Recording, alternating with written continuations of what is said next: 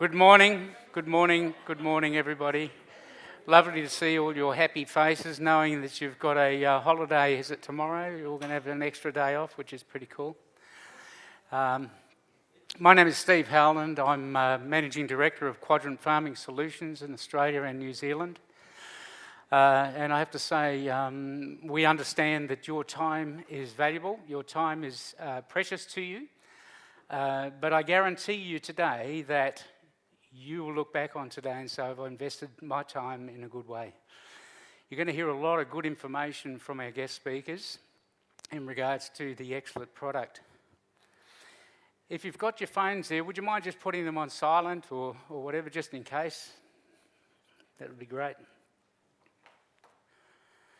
The other thing too is, as far as the agenda is concerned, you can see that on your tables there that it's pretty clear where we're going and what we're going to be covering today. We have three guest speakers from overseas here today. First one is Mr. Morten Jacobsen. He is the CEO and founder of Protector Inc. From Canada. He is the exclusive importer and distributor of X-Zelit both in Canada and the United States. Today, Morten will give you a bit of an idea as to the history of the development of the product X-Zelit, and also give you a bit of an insight on what's going on globally with this product. It's very, very, very exciting. We also have Mr. Rod Martin with us today, and Rod has had extensive experience in the United States as a dairy consultant, senior dairy consultant now with Protector. He's had over 35 years experience specifically focused on transition management of the dairy cows. He's consulted with industry at large over those years. He's consulted with huge farms beyond our imagination and still does. And he's rubbed shoulders with the scientific community as well, so he's got a good grip on who's who in the scientific side of things, and very much in touch with a lot of the research. So the final individual from overseas, he's come a long way today from New Zealand, Bart Alsop-Smith. He is one of our directors in Quadrant Farming Solutions in New Zealand. We're really just getting X-Zelit off the ground over there. It's taking a little bit of time, but he's really starting to kick a lot of goals over there. You would not believe what we've had to go through to get this product registered, simply just registered with the Ministry of Primary Industries, so that we could literally sell it or market it as a milk fever prevention product. But it took him about 18 months but to get that clearance and to get that, so it's now fully registered in New Zealand as a product for reducing milk fever. We can make those claims. So apart from his efforts down there in Wellington with the bureaucracy, he's also been in touch with many farms, a number of farms, and I believe he's got about 9 farms on it now using the product and loving it. And he's going to present today his findings. He's one of these that loves numbers. He loves to pull the numbers together, and not only does he love numbers, he likes to hold people accountable. So he'll certainly turn up and show them the product, but he builds such good relationship with the farmers that they share information with him about what they were doing in 2021 and what the results were in using X-Zelit in 2022. So he'll be sharing that information with you a little bit later on. So, can I have a show of hands, please? Vets. How many vets have we got in the room? 1, 2, 3, 4, 5 vets. Great. Nutritionists, consultants, nutritionists. Oh, excellent. That's good. And farmers? Excellent. Excellent. And and you're using the product too, Margaret, I believe. Yeah. Great to see you all. Thank you for travelling all this way to come and see us and spend the day with us. Much appreciated. So, let's get started. Here we go. So, I'll just introduce Quadrant Farming Solutions. I'll step away from here, I think.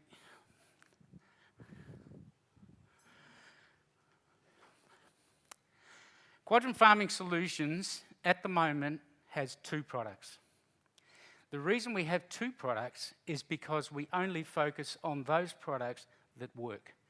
We don't go running around farm to farm to farm, marketing commodity products and things that are just going to build our bank account. That's not who we are. We're interested in products that the farmer's going to say, we love this, we want to come back and we want to use this product. And so we are there to provide proven quality products to both Australian and New Zealand dairy, with the idea of significantly, not just marginally, but significantly improving herd health outcomes. And as a result, you've got profitable farms. And that's what it's all about. If you've got profitable farms, you've got a robust dairy industry. So that's who we are. Let's have a look at what's happened. We really started this product in 2018. It took a long time to really get a lot of farmers to get their head around the product. In our first year, we sold about 125 tonne of product. But you can see it's been strong, consistent growth from 18 through to 22. That we're just under 600 tonnes last year. And it's not just the fact that there's 600 tonnes, but we've got huge pasture areas like in Gippsland, in Tasmania and that type of thing, using the product, loving the product. And so that represents about 375% growth in sales of that product. Reason? It works. Now, what I want to do today is just have a bit of a snapshot, a macro look at the industry as a whole. A lot of you already know this sort of information, but I think it's interesting to restate. So the dairy industry in Australia is about the third largest rural industry. The number of registered dairy farms is about 4,500, with an average herd size of 303. Total annual production, 8.5 million litres, and the value of farm gate production is 4.9 billion. That's an overview of the Australian dairy industry as it stands. But it's quite sad to see that over the last decade there has been a decline in registered dairy farms in Australia of about 30%, which is about just over 2,000 farms. So there's less and less farms out there now producing milk, and I'll talk later about milk demand as well. In Queensland, it's dramatic. This is over the last 4 decades. There's been a 90% decrease in registered dairy farms in Queensland. So, what's happening? Milk production, decline. What's happening? Well, a lot of these farms, they're sitting on very, very expensive land. So they're selling the land, or the beef prices are high, they're converting them into beef farms. And so this has increased the exits from dairy farming itself. This has been fueled by significant labour challenges, which is experienced across all dairying regions, particularly more lately. And the national herd has, the last I read was Dairy Focus, is 1.34 million cows. And we've got ongoing global issues, as most of you would be well aware of, that are putting more and more pressure on these dairy farmers. Let's have a look at some of them. So, grain, fodder, fertiliser and fuel, combined 40% of all operating costs, is up 39% in 22 as over 2021.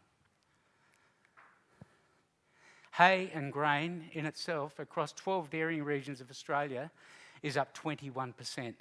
That's primarily coming from here, the grain side of things, and we all know what's going on overseas with regards to grain prices.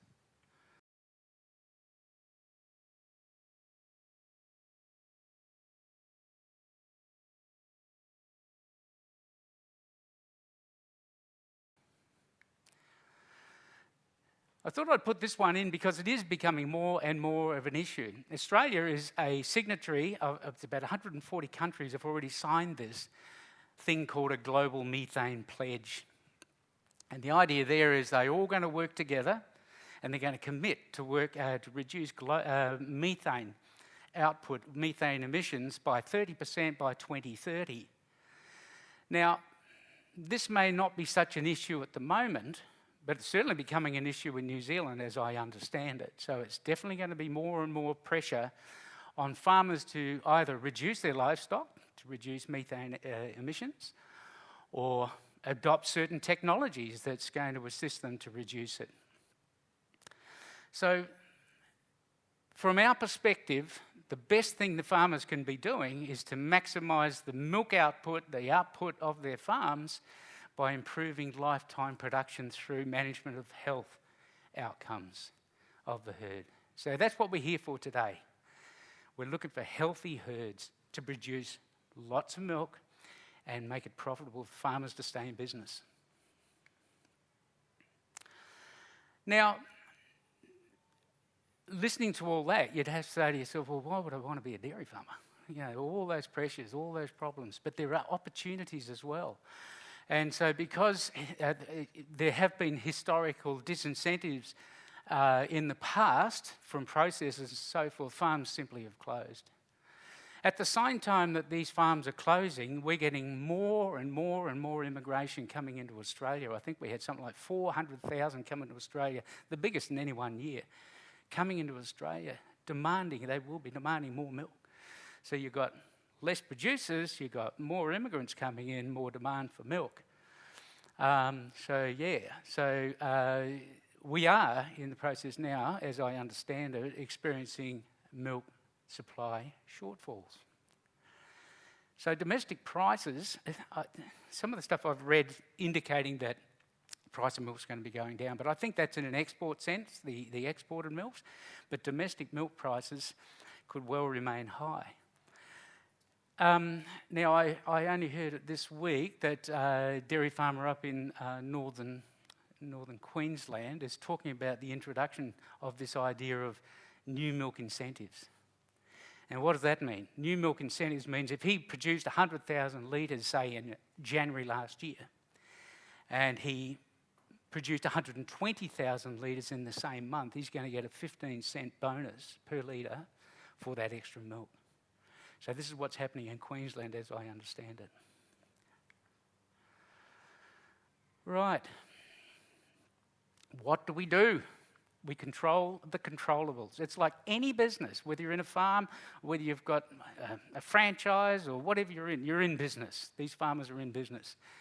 And so they need to be looking at controlling what they can control within their herds. And what I present to you in a moment is these costs are based on these sort of numbers from Dairy Australia. Clinical milk fever is about $400 a cow, subclinical milk fever $125, retained membranes and metritis about $300, and as you can see, these are the costs associated from Dairy Australia with these metabolic diseases. So, what I said to myself when I was putting this presentation is to say, what do you think the average clinical case is in Australia? And I settled on 5%. So if you think about that, with 1.5 million cows, we've got probably nearly 700,000 cows in Australia that are either suffering from clinical or subclinical hypocalcemia. That's a huge cost to the nation. Metabolically, that runs out at about $105 million at 5%. Now, you will hear today that X-Zelit has an 86% efficacy rate, practical on-farm environment to reduce clinical milk fever. Okay? So, and that's purely about raising and maintaining the calcium in the bloodstream. So the question is, what happens if we can get the national rate down from 5 to 2%? What would that look like, just in metabolic costs? So based on those numbers, your clinical cost would be 12, subclinical, every cow is estimated to be about 8 cows will be in a subclinical state. So total cost of 2% would be about 62 million. The 5% is 105 million. So just looking at it from a national perspective, by getting that 3% of hypocalcemia out of the system, there's about $43 million saved for the nation. It's a 40% saving. What's the impact on milk? Well, in New Zealand, their study, I can't tell you when that study was, but I think it's pretty recent. Now, they're saying in that study that clinical milk fever produced cow that had clinical milk fever suffering, 14% less milk, and subclinical was 7% less milk. That's a lot of milk. So the impact of this disorder on the average dairy farm is estimated to be about 20,000 dairy cows. Sorry, Steve, that data was 2018 from Dairy New Zealand. Was it? 2018, that study. Thanks, Bart. That's cool. So let's look at that. Okay, so the industry's lost 447 million litres of milk just purely with a 5% average rate of clinical and subclinical hypocalcemia. My numbers say that you get it down to 2%, there's another 268 million litres available from the national dairy herd, which represents 182 million national value and a 60% increase in national production. What you're going to hear today, I've worked those numbers from 5 to 2, but time and time and time and time again with our customers, and you'll hear it also in the United States, they're achieving under 1%. So I've been pretty conservative with these numbers. Okay, so let's just combine that. So you've got 5% combined, a total cost of about 405 million nationally. We get it down 3% to 2, and it drops about 62 million costs. That's an 86% fall in metabolic costs to the nation. We get people say to us, "Oh yeah, but it's too dear, it's too expensive," you know. On the face value, people look at it and go, yeah, that's a lot more than what I'm paying in regards to use. But you have to look at what the return on your investment is. So if I break that down into a cow cost, it's costing a farmer that's got about 5% clinical milk fever, metabolic cost of 156, milk loss of 445. That's about $600 per animal. Get it down to 2, and you're looking at cost of about 262. And so looking at it from a national perspective, and it can be applied farm to farm to farm. The national farmer savings is about $338 a cow. The cost of X-Zelit is around $45 per cow for 14-day treatment. And looking at those numbers, that's like a 7-to-1 investment return. But what's not in these numbers is the cost of the anionic salts that are already being used. So you do not use anionic salts with X-Zelits, either or, one or the other. So you have to take the cost of any anionic salts that you were paying for, take it off that 45. So the return's a lot higher. So I'll just finish with this video. It's a bit of just a small video to tell you all about X-Zelit and how it works.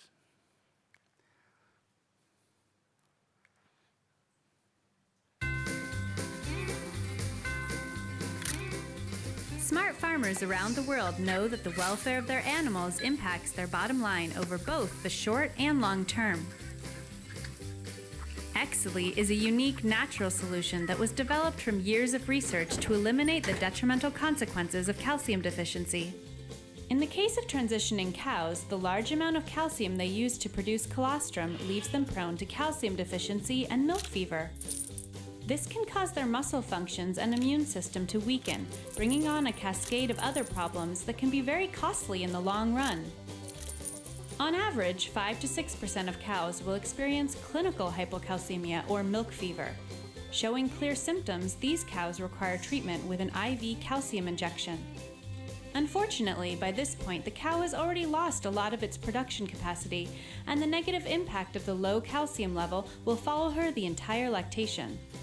Subclinical hypocalcemia, on the other hand, affects approximately 50% of dairy cows and is rarely diagnosed because there are seldom visible signs. Left untreated, cows are susceptible to lower milk yields and a higher rate of metabolic diseases, all of which negatively impact productivity. X-Zelit is a smart and effective way of preventing both full-blown milk fever and subclinical hypocalcemia. To use X-Zelit, simply add to the cow's feed during the last 2 weeks of the dry period. X-Zelit binds calcium from the feed, inhibiting calcium absorption and triggering the cow's natural hormonal system. This in turn activates her ability to mobilize calcium from her bones and maintain a sufficient calcium level at calving, at which time X-Zelit is simply removed from the feed. The results are impressive, with X-Zelit achieving 85% efficiency in practical farming environments without any negative side effects. We believe that X-Zelit offers the best solution for transitioning cows in both terms of productivity and animal welfare. Benefits include much smoother and faster calvings, Lower rates of metabolic diseases, higher milk yields, a higher lifetime performance, and stronger bottom lines. Find your dealer and learn more at X-Zelit.com. That's it. That's it. Yeah. You're going to hear some fabulous information today from both Morten and Rod.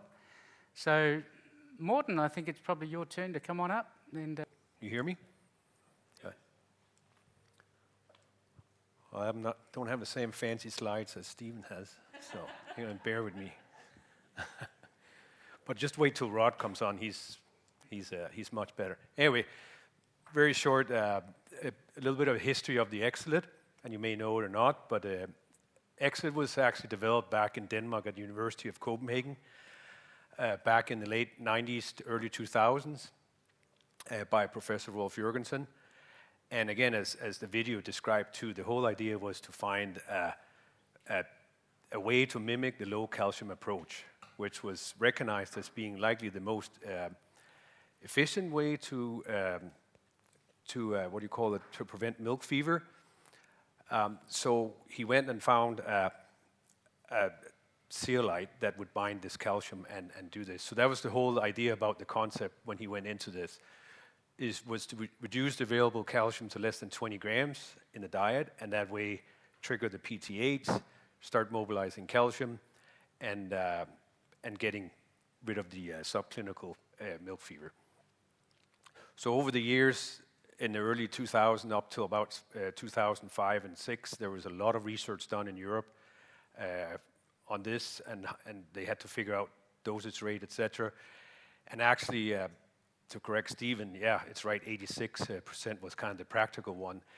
It was 100% efficient in a controlled environment. They were able to completely eliminate any kind of hypocalcemia in the cows. But once you take it out to farm, one thing is research and another thing is reality, right? There's changes that happens. So that was kind of they spent the first 7 years of the lifetime of, if you can say, from the start of thinking this theory about binding calcium to actually getting it to market, getting it ready, getting it what in Europe was called the EFSA approval to be allowed to sell it, which that makes New Zealand look quick. Where's the... oh, there. So anyway, in 2007-8 is when the approval was there and the product was put to market. Yeah, a little about the research history. Again, like 16 research papers was published in Europe from 2000 to 2009 on this concept, looking at a whole bunch of different scenarios, right? Feeding rate, milk fever, a lot of this stuff. And I didn't put it in here, so I'll throw a little bit of our experience in there. So when we started in 2009, bringing it to North America, there was zero research in North America, and research in Europe and research in North America, and likely research in Australia and New Zealand. Of course, cows are way different. We can argue that or not, but that is what it is. We had to do some research in North America. So in North America, we started doing research not before in the middle of 2015-16 is when we started looking at research with Cornell University and Kansas State University. There's some other research just being published now with University of Madison, and there's an ongoing trial in California on Jersey cows, which is upcoming thing that we looking forward to. I put Australia and New Zealand because I'm not quite sure how much you've done for research, but there is some. research out of it. Yeah. So anyway, I think it's safe to say that over the last now almost 20 years, there's quite a lot of research that has been published, that's been done on using calcium binder, zeolite, X-Zelit. It's a product that's been used in all of this research to lower the incidence of milk fever and subclinical hypocalcemia in cows. There. So I was trying to make this on the plane over here. Let's see how that got.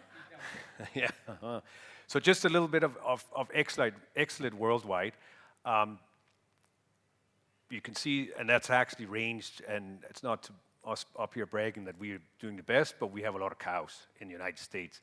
So that's roughly how the ranking is at right now, where the primarily use of X-Zelit is being used around the world. There's some interesting markets starting to show up. Japan, for example, in the last little year and a half has suddenly also started showing a lot more interest to that. So that's kind of how you see things are going around. I think it's kind of interesting to see the 4 top ones, because we've been kind of pushing it for a longer time in those areas. I think also it's because there's been a lot of awareness about doing something to prevent milk fever and subclinical milk fever in those areas. So then there's an obvious interest in trying to do it better for the cows. Just at very rough numbers of the worldwide uses of X-Zelit, and this is number of cows. So in 2023, this year, it will surpass 1 million cows fed X-Zelit on an annual basis. So as Stephen had showed, same trend here in Australia. It's the same that we've seen all over the world. And yeah, a lot of them in North America, but it's everywhere where there's commercial cows, it's growing.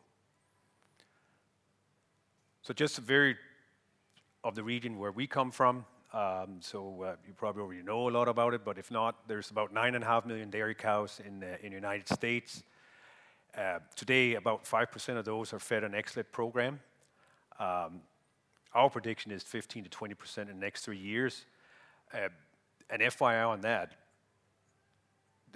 I think the general number is about 70% of the cows fed in North America or in the United States and Canada, you do something to prevent milk fever. It's either negative DCAD or low potassium diet, or you're doing something to. So there's a lot of activity already being pushed forward to make a healthier transition cow.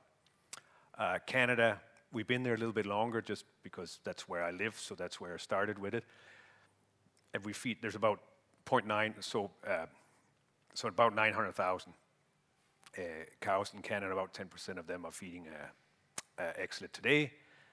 Mexico, just a brand new market for us, and have to say out of those 3.5, only half of them are commercial cows. So that's just a little bit of an overview of it, what's happening in our area. One of the things that's and Rod's going to talk a little bit about, of course, some of the cows and what we do, but there's a big range. We still have a lot of small farms in North America. We also have a lot of very huge farms. Some of the things that we definitely experience in our sales and in our promotion of using X-Zelit on a farm is that it makes it easier for the farmers to use on-farm feed. It opens up the window of opportunity for how you can put your rations together. I know here you're a lot of grass-fed, but in our part of the world, it's all TMR mixes. But having not to focus as much on the potassium levels in your diets is really a helpful tool for a lot of them. There's a huge uses of calcium boluses that they will give to each cow at calving, which is not a fun job. And that's some of the things there's a lot of time spent around transition. When switching on to an X-Zelit program, a lot of that is pulled out and only used for really problem cows, right? Cows that needs help, because nothing is 100%. And of course, the urine pH testing, we are still looking for the people that raises their arms when they get told they have to do urine pH. That's something that we spend a little bit of time on. But that's needed when you do, for example, a negative DCAT, where in an X-Zelit program, it is not necessary because we don't change the acidification. So yeah, used in a lot of from small to large farms, and with great success. And I think some of the general comments we get back from the large farms is that they just want things to go as smooth as possible in the transition area, and X-Zelit has been a great tool in helping them to get there. So I think that's, again, large farms. It's one building with 11,000 cows, just to show some of the things that they're building, and they're building more of them, which is kind of. We had anyone watched the news, Stephen? You saw that we had a very terrible incident happen in Texas a couple of weeks ago. Yeah, and that's just terrible, but that happens sometimes, right? But anyway, that was kind of my very short presentation about a little bit about what X-Zelit goes on around the world. Rod is going to continue, right?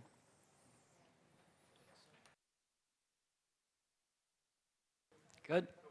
Well, thanks for being here. It's never been to Australia before, so it's quite the experience, and we're going to do a little bit more touring as we kind of go along here in the next few weeks. So I want to talk about new research and practical strategies to mitigate fresh cow hypocalcemia. I think the first thing I'd like to say is he mentioned 35 years, I've been in this business. I'm going to tell you I've been chasing hypocalcemia for 35 years, too, okay? I'm glad there's some veterinarians in the audience because when I went to school, a lot of my friends were going to vet school, and I work a lot of vet clinics out in the field, work a lot of nutritionists out in the field, and the bottom line is we want to do what's right for the farm and help the producer. In order to help the producer, we need to understand kind of what's going on, understand the cow, and when this first kind of came along, it's really important that we're all be a little skeptical of it, but as more science kind of comes into play, we're getting such a better handle on it. That's not to say some things, we've learned some lessons of what not to do. Nothing's 100% in this business, and a cow is a cow, and we got to deal with biology. But we've learned so much more that our success rate, and growth has really been great. So I want to kind of go in today and understand how this mechanism works, what the science is saying. We have to lead with science. But sometimes, like Morton said before, there's research and there's reality. There's some things that work really well in research, but in reality, they may not work real well. And what's really cool about this, and I'm going to show you lots of evidence, is that research agrees with reality. And one of my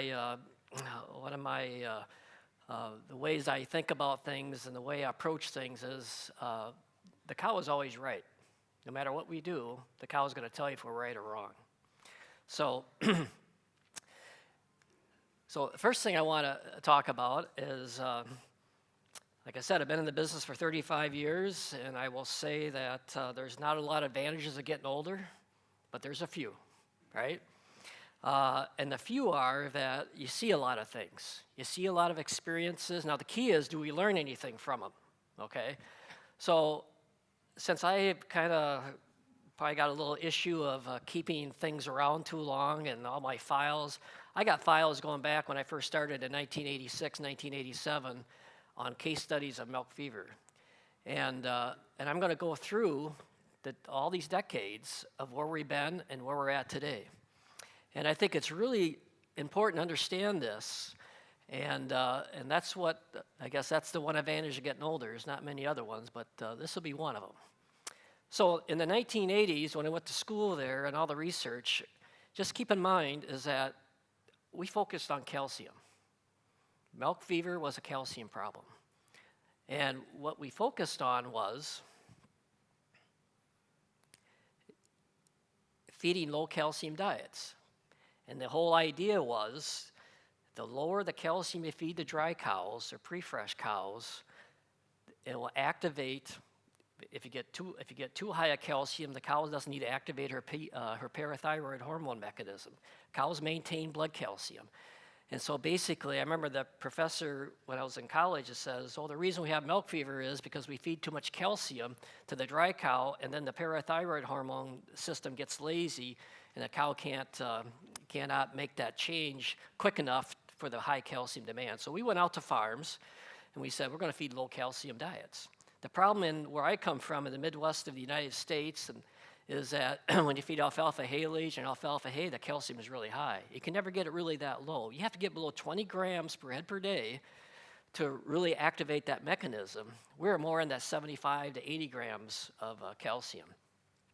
But that's what we knew. So back in the 80s, we recommended low calcium diets. And so what I did, when I first went out there, we went in there and we fed, the people are feeding alfalfa hay, and that was really high in calcium. I said, you got to take that out and put in grassy hay and corn silage. And you know what? We saw better results. But why did we see better results? Because we found out that potassium and magnesium were really important. Okay? And basically, when we went from alfalfa haylage to grassy hay and corn silage, we lowered the calcium by all means, but we also lowered the potassium. And we found out potassium plays a big role. So in the 90s, we started focusing on potassium and magnesium. So we started feeding lower potassium diets and higher magnesium diets, make sure that ratio is right. So we went from the 80s to the calcium, and now we're at potassium and magnesium. Then as we got into the late 90s and 2000, we started really working hard on the negative DCAD programs, where you got the sodium plus potassium minus the chloride plus sulfur. And so negative DCAD diets were kind of going that minus 100 to minus 150 milliequivalents per kilogram. And as I kind of went through that process, there's some places where it worked okay, and there's some places it was really hard to implement it. People were over-acidifying, people weren't getting good mixes, they couldn't get the potassium down low enough. There is all sorts of challenges. There's a lot of really good farms in the United States I talked to today. He says, we tried that negative DCAD approach, and we really don't want to go back because it's really hard to implement it correctly. Now, this is the research and reality part of it. In research, I think the negative DCAD programs and research is pretty good. But in reality, it's hard to get it accomplished out on a farm on a consistent basis. And if you think about doing research on negative DCAD diets in a controlled environment at universities, everything's controlled, they got lots of labor, they do a 6-week trial, they see a decent response, and then you got to take that and move it over into the practical situation. Out in the real world, we don't have enough labor, and we're not feeding DCAD for a 6-week time frame doing research on it. We're feeding it 365 days a year. And so there's some of those things are a little problematic. And so then we get in the decade of 2010, we're still talking about DCAD, but now people are start talking about feeding higher calcium levels with negative DCAD diets. So we've gone from really focused on negative DCAD diets in the 2010s. We got still negative DCAD, but trying to feed higher calcium to get a better response. Cornell's been doing a lot of trials and studies on that. And I think, with mixed results. The meta-analysis does not support feeding higher calcium diets on negative DCAD. That's that's kind of a topic for another time. But people have been trying to. This is what we're focused on. I'm trying to just give you a little perspective of what things look like through the decades. So here we are in the decade of the 2020s, okay? And now we're talking about phosphorus. And the way it's working is we hear a lot about calcium binder. That's how it first kind of came out. But we're really learning about its binding phosphorus.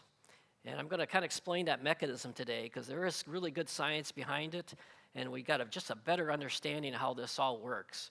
So we've really kind of gone through the decades here, and I think what's really interesting to me is that we should have started with phosphorus.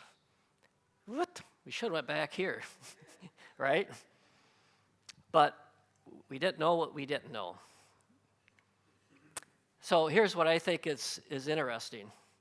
So when I was in college, and today if you even go to college and take an animal nutrition 101 class, There's 7 macro minerals. Now, there's macro minerals that are required in larger amounts, and there's micro minerals like trace minerals that like zinc and copper. But there's 7 macro minerals required in a diet, and we've been trying to do mineral manipulation to try to trick the cow so she has higher blood calcium at calving. Here's what I think is so interesting, is in the 80s, we started with calcium, right? In the 90s, potassium and magnesium. In the 2000 and 2010s, we're at sodium, chloride, and sulfur. So we're through the first 6, right? Remember, there's 7 of them. We're through the first 6. Finally, we're at phosphorus. You know what the good thing about this? There's no other macro minerals left, right? we finally got to the finish line, and nobody's paid much attention to phosphorus, and there's some good reasons for it through the years that we can talk about, maybe especially during like the open discussion. And again, I guess if you guys have questions as we're going through it, I'd really like to have an interactive conversation. But I think this is really a really important point to make of where we've been and where we're at today. And so basically, just to kind of show you that when we see here when we're over in the States, we do a lot of negative DCAD diets, and typically this is kind of the guidelines people follow. You know, they focus on the higher calcium, 1.5%, and they try to get the magnesium lower, and magnesium is a little bit higher. They focus on all these minerals. Here that I got starred as red, but in the yellow there I got phosphorus, and it's at 0.4%. I've seen it even higher in 0.4%. I've seen it closer to 0.45%. And the reason you can see it really high is because a lot of people are feeding byproducts. Byproducts are really high in phosphorus. And you may say, well, why are they feeding that high of phosphorus? Well, the byproducts, but then there's a lot of farmers and veterinarians I've worked with over the years is that they're always concerned about low phosphorus milk fevers. So when they have a cow that's down, that's not responding to calcium, they feel that it might be more of a phosphorus, so they say, let's add more phosphorus to the diet. And back then, that kind of all made some sense until you really understand the biology here. So again, those red stars is what we focused on. We haven't focused on the phosphorus as much. Here's what I want to make an impression on everyone here is that why haven't we talked about phosphorus? Well, certainly there's more research recently. But if you really want to dig into it here, there's research out there. What do we know about dietary phosphorus in research in the dry cow period? Here's the data. There's papers out here going back to 1987. I'm not going to go through all of one. I just want to list them to show you that phosphorus has been overlooked. And basically, in 1987, this trial says that lower dietary phosphorus prepartum increased postpartum blood calcium levels. Michigan State trial in 2005, if you look at 0.44% phosphorus compared to 0.21 and 0.31, 0.21 and 0.31 had higher blood calcium at calving compared to 0.44. And it's all the same thing. And there's been a couple of really good papers recently in 2021 and 2022 that really starting to look in the feeding lower dietary phosphorus and the positive response on blood calcium. This is really counterintuitive of how we've all been taught. And it's really interesting, and there's science behind it. So early on in 1987 and 2005, 2006, they knew that feeding lower phosphorus was better for blood calcium. They just didn't know how it worked. And certainly we have the research and the science now to talk about how it works. So I just want to make the impression that there is a relationship between dietary phosphorus and post-fresh blood calcium, and more is not better. Less is better.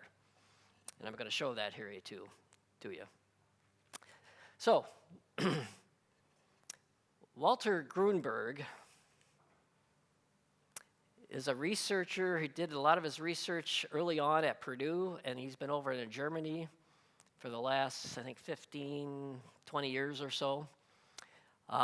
He is the phosphorus person when it comes to phosphorus levels in dry cows.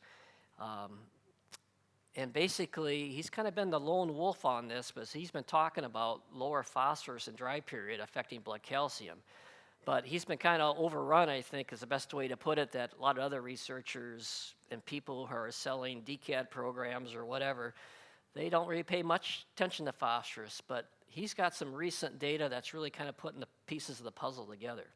So I want to show this to you. This has nothing to do with X-Zelit. This has everything to do with phosphorus, to show you the effect phosphorus has. And I want to make sure that's clear because he's got a trial here. He fed 2 diets. One diet was 0.16% dietary phosphorus, and one diet was 0.3% dietary phosphorus. And the question you should ask is, how in the world do you get a pre-fresh diet at 0.16% phosphorus? He did this in Germany. He went to the feed laboratory in Germany, a laboratory that does a lot of the feed samples in the area. And basically, can you tell me the farm that's got the lowest natural phosphorus levels in their feeds? And he found a couple places. He bought their corn silage from them. And basically, and then they got the university's corn silage. And he was able, between straw and corn silage, to get a dietary phosphorus at 0.16%. Then he fed just the normal feeds that was typically 0.3% dietary phosphorus. So the line here, 1.4 millimole of phosphorus, the line going across here, oops, I guess I like Morton on an airplane here, kind of trying to keep that straight. That's the normal blood levels. He was able to drop the blood levels in the dry cows. This is only 4 days prior to calving, but he started feeding the low phosphorus back about 28 days. So when he started measuring blood levels, these blood levels were quite a bit lower. They were in the deficient category on blood phosphorus levels. The normal phosphorus levels had normal phosphorus right up to about the day of calving, and then all cows drop a little bit around calving because they're not eating as much feed and they're going through the calving process, and they come back. The point is, he was able to get a lower blood phosphorus here. And so what he wanted to see is, okay, we were able to establish a lower blood phosphorus in this trial. What did it do to blood calcium when they calved? And I also will say that, can you get too low a blood phosphorus? Yeah, you can if you get down in here. So, but they were able to kind of, get a lower blood phosphorus, kind of a subclinical lower blood phosphorus, versus this is more of a clinical low blood phosphorus. And that's something we can talk about maybe in the panel discussion. Can you get too low a blood phosphorus? Certainly you can, but in this case here, he was getting below the cut point, what they recommend, and he wanted to see what the lower blood phosphorus levels did to the blood calcium at calving. And so here we are is this line here is the 0.16, the top line here. This is blood calcium. This is the cut point. This is where you want to be. Anything below this dotted line is subclinical hypocalcemia. If you look at the blood calcium levels on the cows that were fed the lower dietary phosphorus, they had higher blood calcium than the cows that were fed adequate phosphorus. And that's really cool. Because like I said, I've been chasing hypocalcemia forever. Nobody ever talked about phosphorus. The problem is, the practical challenge is we can't get that dietary phosphorus that low. But this proves a point that the lower dietary phosphorus you get into the cow, it can have a big effect on blood calcium. The problem is we can't get that dietary phosphorus low enough, so that's where X-Zelit comes in. It's binding the phosphorus and triggering this mechanism, okay? So minimizing, restricting pre-fresh dietary phosphorus significantly reduces fresh cow hypocalcemia. So this is what the mechanism looks like to be in all those other trials. Lower the phosphorus you feed, the higher the blood calcium. How does it work? We can kind of talk about that here probably more a little bit later, but if you restrict dietary phosphorus, if you get lower blood phosphorus, the cow's going to recognize that they regulate blood phosphorus just like they regulate blood calcium. And if you get too low a blood phosphorus, this FGF23 hormone mechanism kicks in. And basically, it causes more calcium and phosphorus to be reabsorbed from the bone. The bone is a bank for calcium and phosphorus. So if the cow says, I need more phosphorus because my blood levels are low, because that's what I got to do to function correctly, it starts pulling phosphorus out of the bone. The phosphorus and calcium in the bone is in a 2-to-1 matrix. There's 2 parts calcium, there's 1 part phosphorus. So when it's looking for phosphorus, the calcium is being piggybacked on top of it. And so we replenish those blood calcium levels. That's why we're seeing such really high blood calcium levels at calving. So you see the increased blood calcium level, and just to kind of make a reference here, everybody, and I've known Jesse Goff for 30-some years. He's kind of the big hypocalcemia guru. He's done a lot of research, and he's even talking about it now. He presented this last year at a conference here in the Midwest, and he's talking about the FGF23.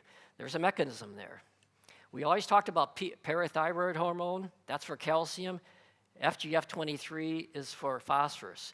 And the reason we haven't talked much about FGF23 in the past, it was just recently discovered, like in early 2000 in swine and humans and all that, a lot of that research. So there's some new information coming out, and this is how it's working. So the Cornell data, I just want to piggyback the Cornell data on top of the Grunberg data. And so basically, what if we feed X-Zelit, and we have 2 treatments? Control is at 0.38% phosphorus with no X-Zelit added, or 0.38% phosphorus with X-Zelit added. That's the only difference. It's a low potassium diet. It's not a DCAD diet. It's just a low potassium diet. And let's kind of look at these blood calcium levels. So the X-Zelit fed cows at a 0.38% phosphorus, they're at very high blood calcium levels. And the control diets are at a much lower blood calcium levels. And basically what's going on is we're mimicking, by using X-Zelit in the second diet here, we're binding phosphorus and triggering that mechanism, okay? So if you look at the blood calcium levels here, I just showed you that on the X-Zelit program. It holds blood calcium levels really good, and you got at 6 hours, they're really, really good here. But I'm also going to show you that the phosphorus levels are low. And this is the big question that's come up early on in this whole process. Just like everything else, it seems like we solved the blood calcium levels, but now we got a blood phosphorus level problem. That's what a lot of people are asking that question. And this is what things we got to kind of sort out. The Grunberg data, he says we do not see any negative effects of lower blood phosphorus before calving. Matter of fact, we see more positive responses because we get higher blood calcium. But when we get reports back, and I was kind of the same way, is that you do some work out on a farm, we got great blood calcium levels, but then the blood phosphorus levels are low. How detrimental is that? And so far, we don't have any issues of cows having detrimental effects of lower blood phosphorus. Now, can you get too low? Certainly you can, but if you're a phosphorus diet of about 0.15, 0.16%.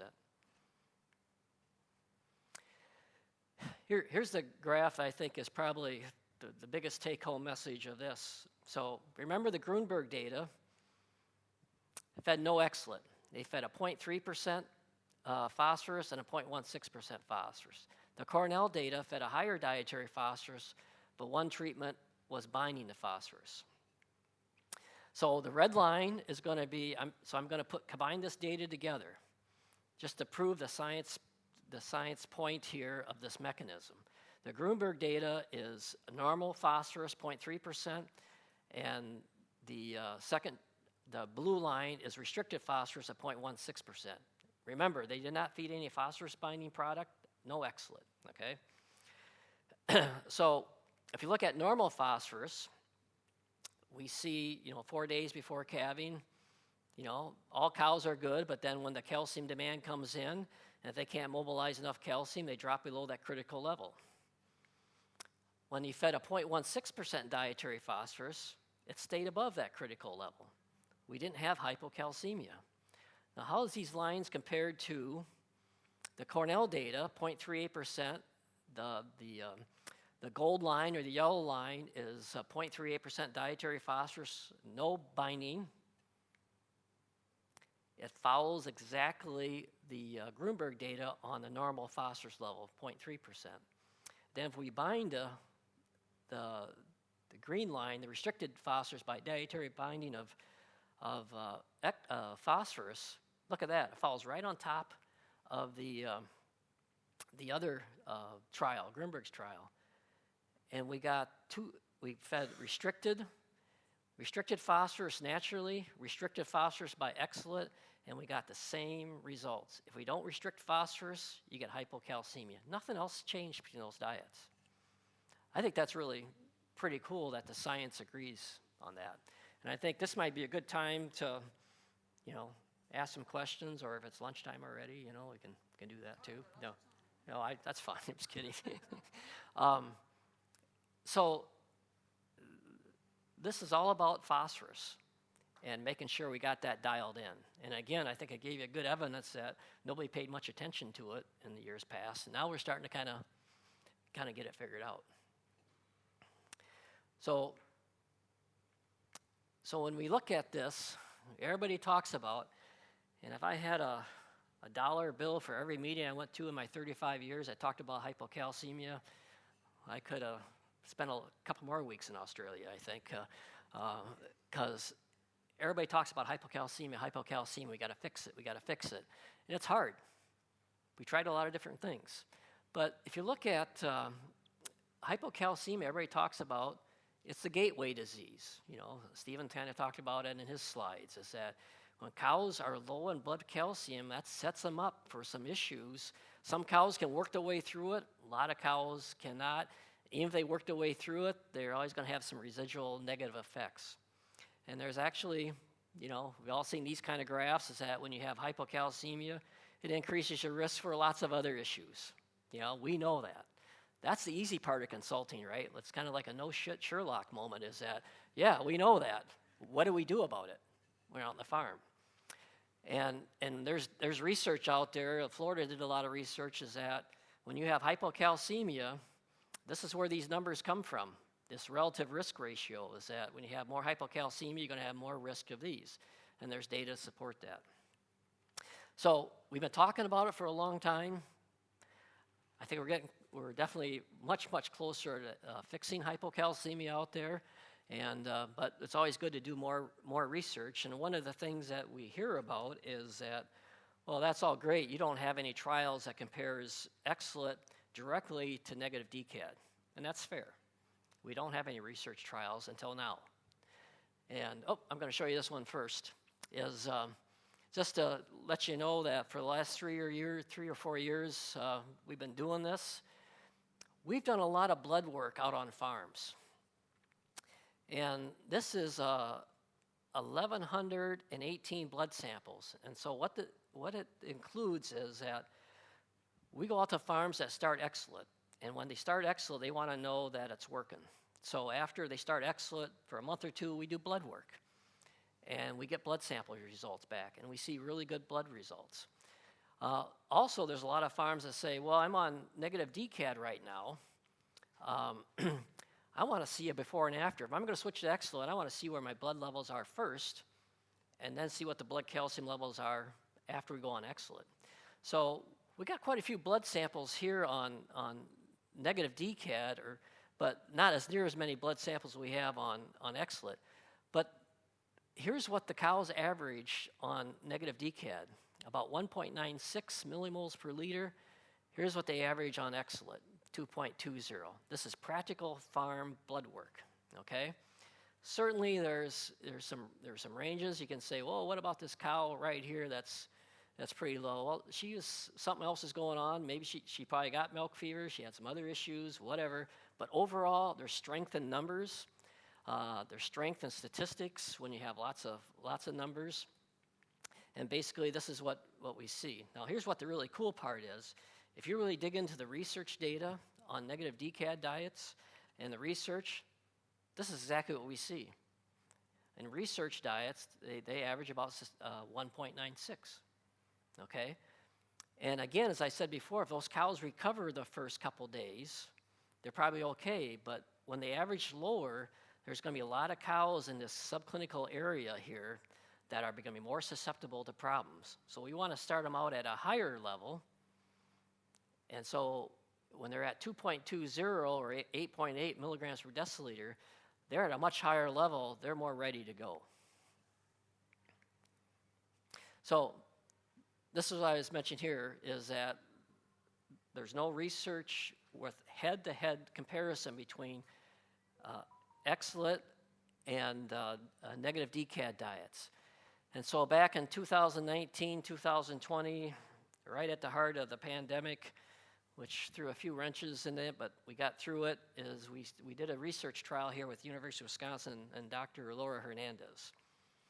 And here's what we're going to do. It's a humongous trial. It's going to have 40 cows on a control diet, 40 cows on a negative DCAD diet, and 40 cows on an X-Zelit diet, compared head to head to head, okay? And you can say, wow, 40 cows is not that many.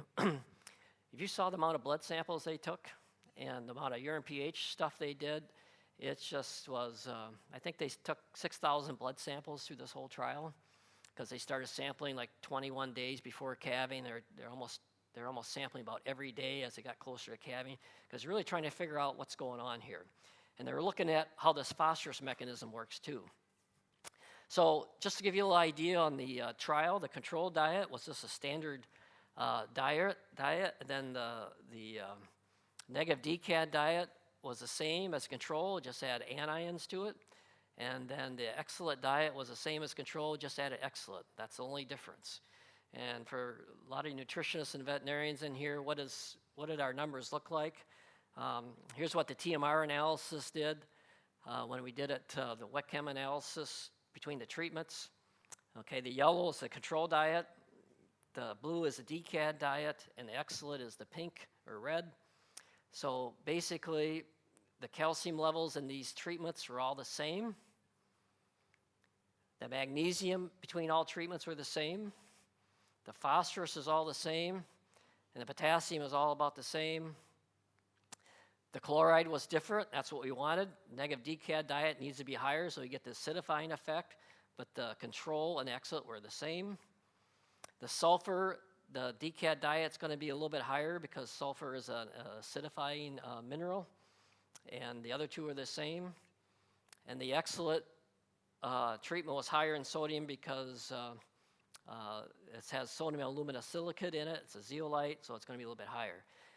So what was really good is the only differences were the anions and the sodium, and all the other mineral levels were the same.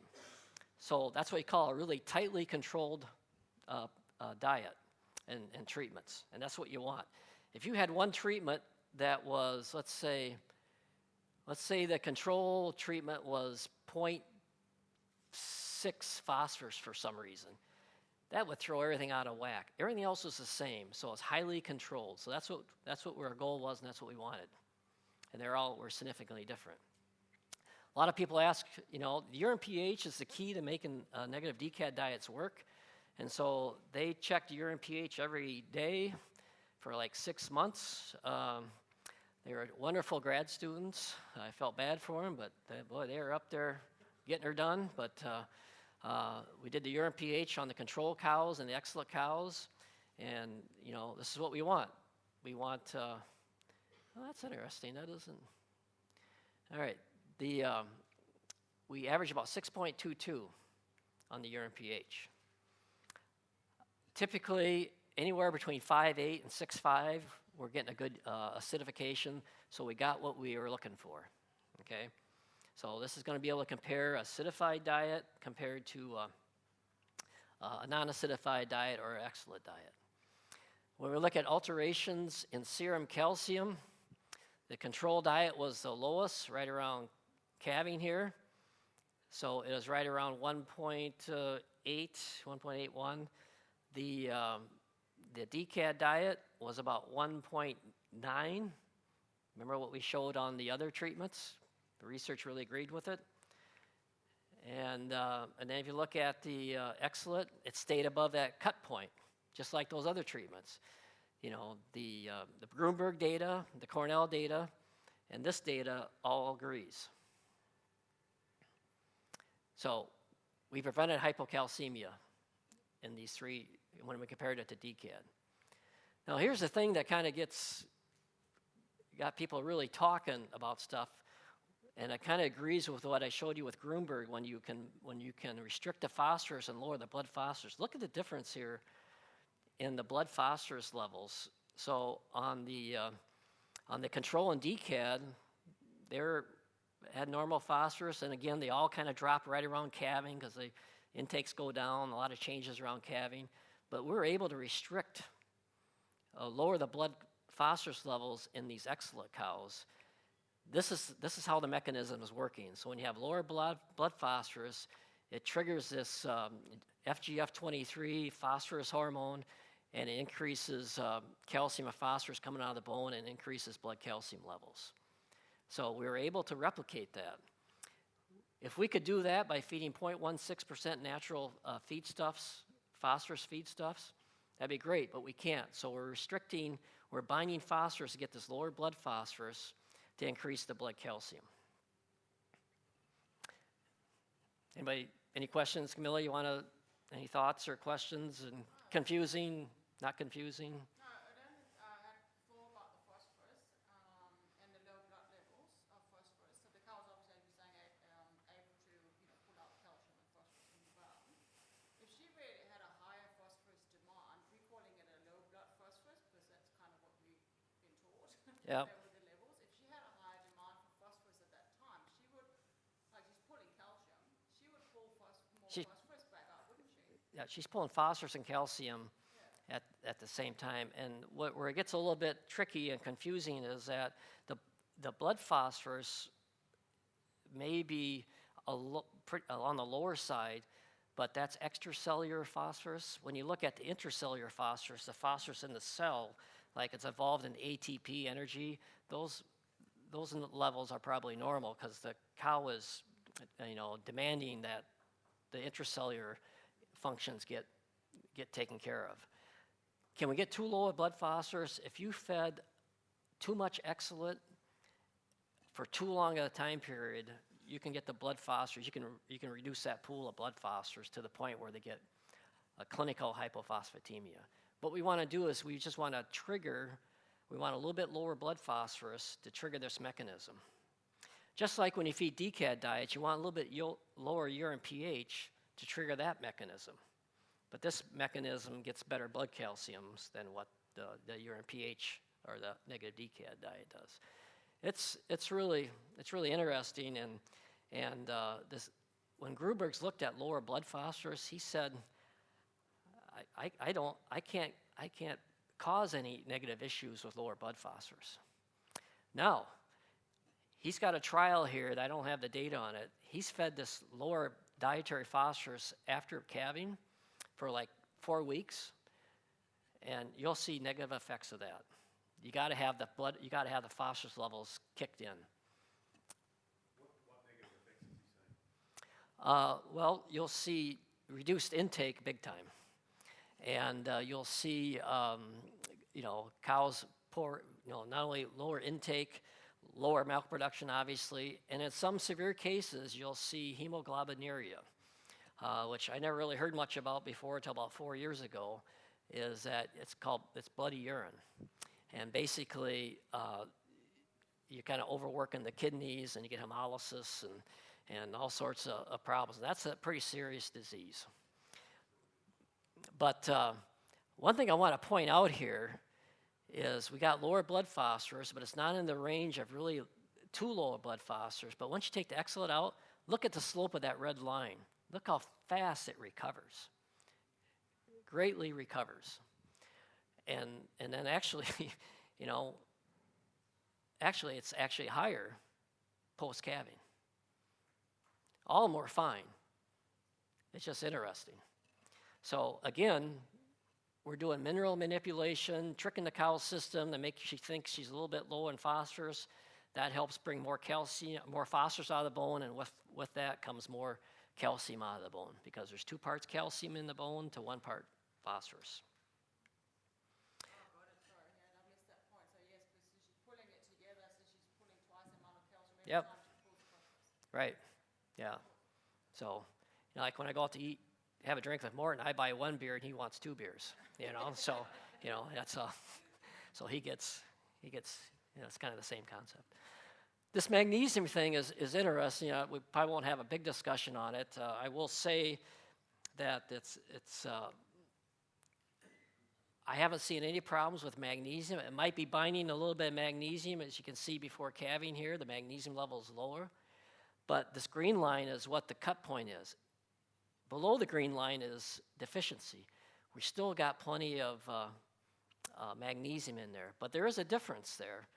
And if you look at calving, the magnesium is a lot higher in the cows that got more hypocalcemia. And the magnesium is lower in cows that don't have hypocalcemia. And there's a reason for that.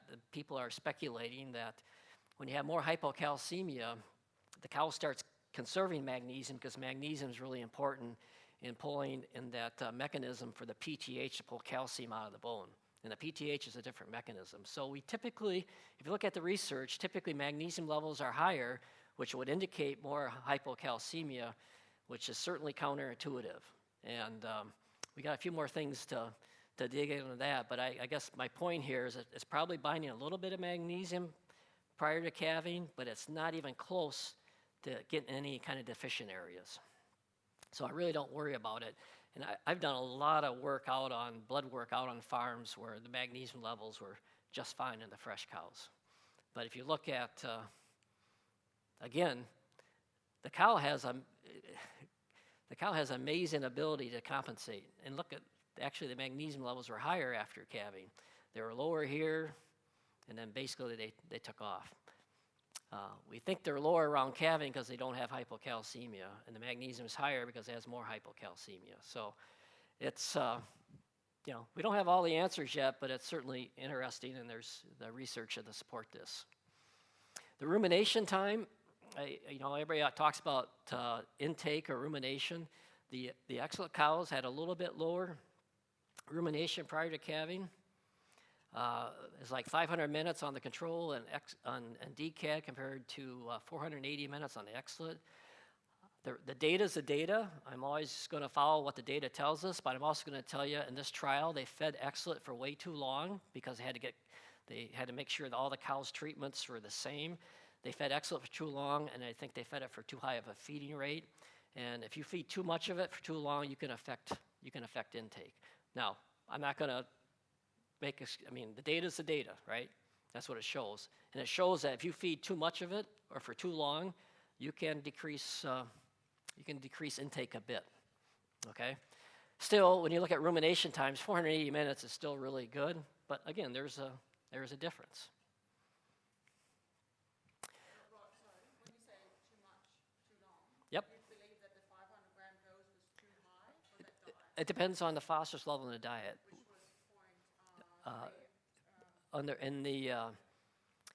In the UW trials, 0.33, 0.34%. And I think it was probably more for too long. And we've done some calculation that since it's a phosphorus binder, you really need to feed the right amount of X-Zelit relative to the amount of phosphorus in the diet. And sometimes 500 grams is the right amount. Sometimes 400 grams might be the right amount. And we're getting that kind of dialed in. Rod, are you saying concentrate more on the amount of phosphorus in the diet than the amount of calcium? What's that? You saying concentrate on more about the Yep. level of phosphorus relative to the amount of X-Zelit you feed, and don't concentrate on the calcium. Right. Yeah, you don't have to worry. Well, you've got to have the calcium at a certain level, and we recommend 0.55 to 0.75%.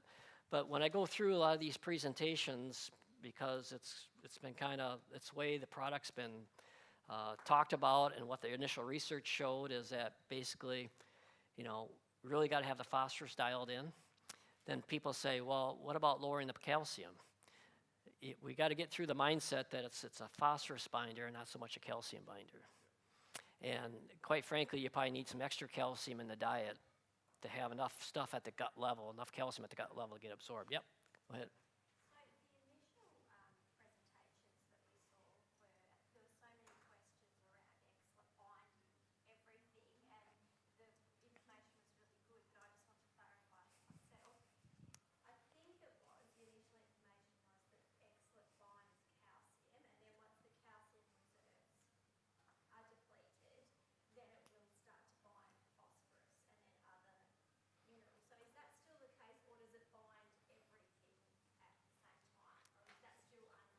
It's binding phosphorus, and it might be binding a little bit of calcium, but we're going to take it. We're going to get.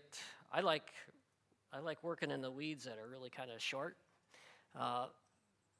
When we get into the science of the weeds, get a little bit deeper here, and so cows recycle phosphorus, right? That's what cows do.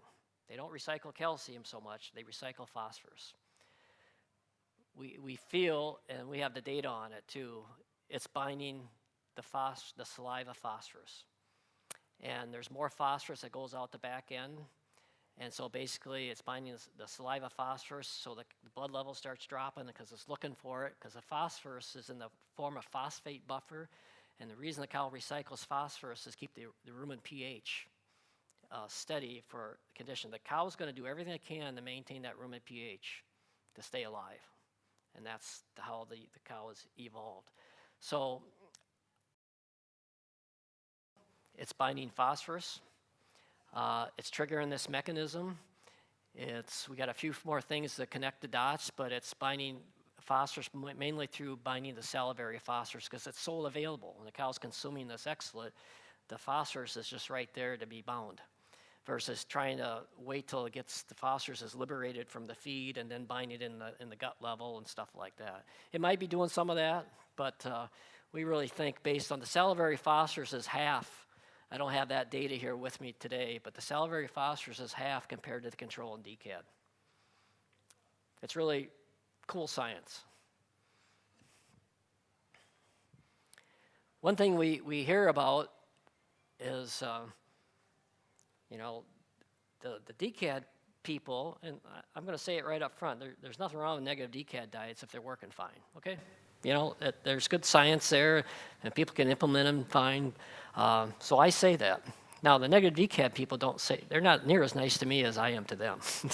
they are rough, some of the stuff they say. And I know a lot of them, and I kind of approached them, and, it's all, they finally got some competition. So it's good for them, right? But one thing they can't argue when they see the blood calcium levels, when we first started using this program out there, the DCAD people and the people selling the calcium boluses, they came in right behind the farm and says, we're going to do blood work. We're going to show you this shit doesn't work. Well, they got all the blood work back, and the blood calcium levels are really good. And it worked out great because they paid for the samples, the Bovicalc people, so I really like that. So they kind of, that's really calmed down. They've accepted that. So now they're looking for other things. It says, well, we don't know if maybe it has reduced milk yield. So in this trial, we looked at, and what a lot of people talk about is peak milk yield. Because the farmers will ask me, says, well, I heard milk production doesn't peak very good. I said, which DCAD company have you talked to? Because that's who's spreading the information. And if the DCAD program is initiated correctly and done correctly, you're going to do just fine.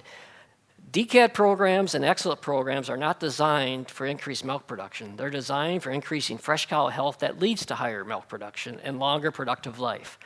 And that's what we got to kind of get our arms around. But just to show this is that the University of Wisconsin trial, this is 7-week milk yield. This is average milk production per day for the first 7 weeks.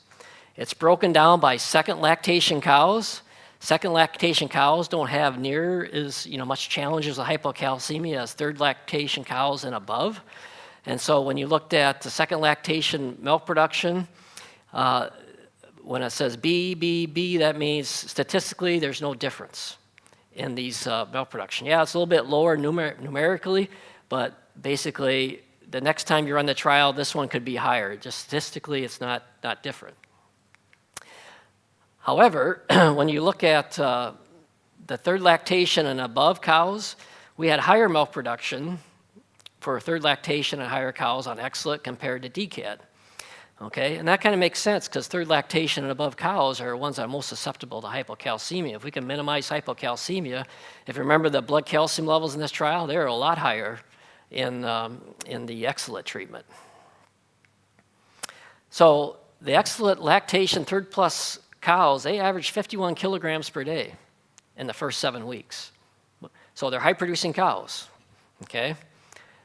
The negative DCAD averaged 46.28 kilograms per day. So if you really want to talk about when they say that cows on X-Zelit don't give as much milk, well, here's a controlled trial that shows that X-Zelit actually gives you about 10 pounds, 4.7 kilograms more per day. And again, this is really important to show that that actually probably helps milk production. But again, when we look at feeding these mitigation strategies to prevent low blood calcium, we're there to help with fresh cow health and minimize culling, minimize fresh cow issues, and have a more productive life. And statistically, for people who are into the statistics, so it's a treatment by lactation effect. That means we had an effect on older cows, and it's at a 0.03. And what that means is that there is a 3% chance that difference in milk production was due to chance. It's 97% chance, 97% confidence that this difference was due to X-Zelit. That's how statistics work. So we got a nice response here on that. So, milk production is obviously critically important, but you only get good milk production if a cow gets through the fresh cow period and relatively unscathed and in good shape. One other thing that came up here I think would be interesting is that, the number one question I get around the country the last number of years is, why does DCAD seem to work okay and then it kind of falls out of bed? It's just so inconsistent. The second question I get, what the heck's going on with colostrum? What's your status of colostrum production over here? I'm just kind of curious. Do you guys go through seasonality challenges with lower colostrum at some seasons and higher colostrum other seasons? We still see that? We don't understand this very good. I think there's certainly maybe a genetic component, but we wanted to look at it here too because, some people will say, well, X-Zelit shows lower colostrum amounts and DCAD's better in control. But when you look at the colostrum weight, and this is 40 cows here, so there's a lot of animals here, but look at the colostrum weight, or colostrum volume, 6.55 kilograms in control, 6.16, 6.63. There is absolutely no difference in volume. And that's a pretty strong p-value of showing no significance, 0.89. But what was really interesting here, and I'm not sure we expected or didn't expect it, is that the IgG content, and that's why we have colostrum. We want to get the IgGs into them, right, to help with fighting off diseases and for strong immunity. And basically, there was a significant effect, albeit it was 0.06. Boy, it's darn close to that 0.05, is that there was 78 milligrams per deciliter of IgGs, 80, and 91. This was significant at a 0.06 level. That means 94% chance it was due to the X-Zelit. And so basically, I grew up on a farm, and farmers got to say we got to feed 4 quarts of colostrum to a newborn calf. It's kind of like doing urine pHs. Nobody likes trying to force 4 quarts into a calf by tubing them or whatever you have to do. So boy, if you can feed a little bit less, the point is there's a lot of IgGs there. There's extra IgGs, so there's a positive effect there. Something that kind of came out of the trial that we weren't really looking for, but no difference in volume, but difference in concentration. So the UW trial summary, the X-Zelit is working primarily through a phosphorus binding mechanism to increase postpartum calcium concentration. And we have the Grunberg data, we got the Cornell data, we got the UW data, and of course all the data that was done in Denmark early on in the whole process showing better blood calcium levels. FGF23 is the hormone that regulates blood phosphorus. PTH is the peptide hormone that regulates blood calcium. and we're affecting this one, we're not affecting that one. And when we looked at the PTH in this UW trial, the parathyroid hormone, there was no differences between treatments. It was all the same. The question you're going to ask is, okay, what about testing for the FGF23? There's no test for dairy cows on the FGF23. There's a human test for it. They're working on a swine test for it. But all the pieces of the puzzle point towards this. But we do need, down the road, to get an FGF23 test so we can see if there's differences between those treatments. And we're pretty confident it is, based on what the results of the cows are telling us.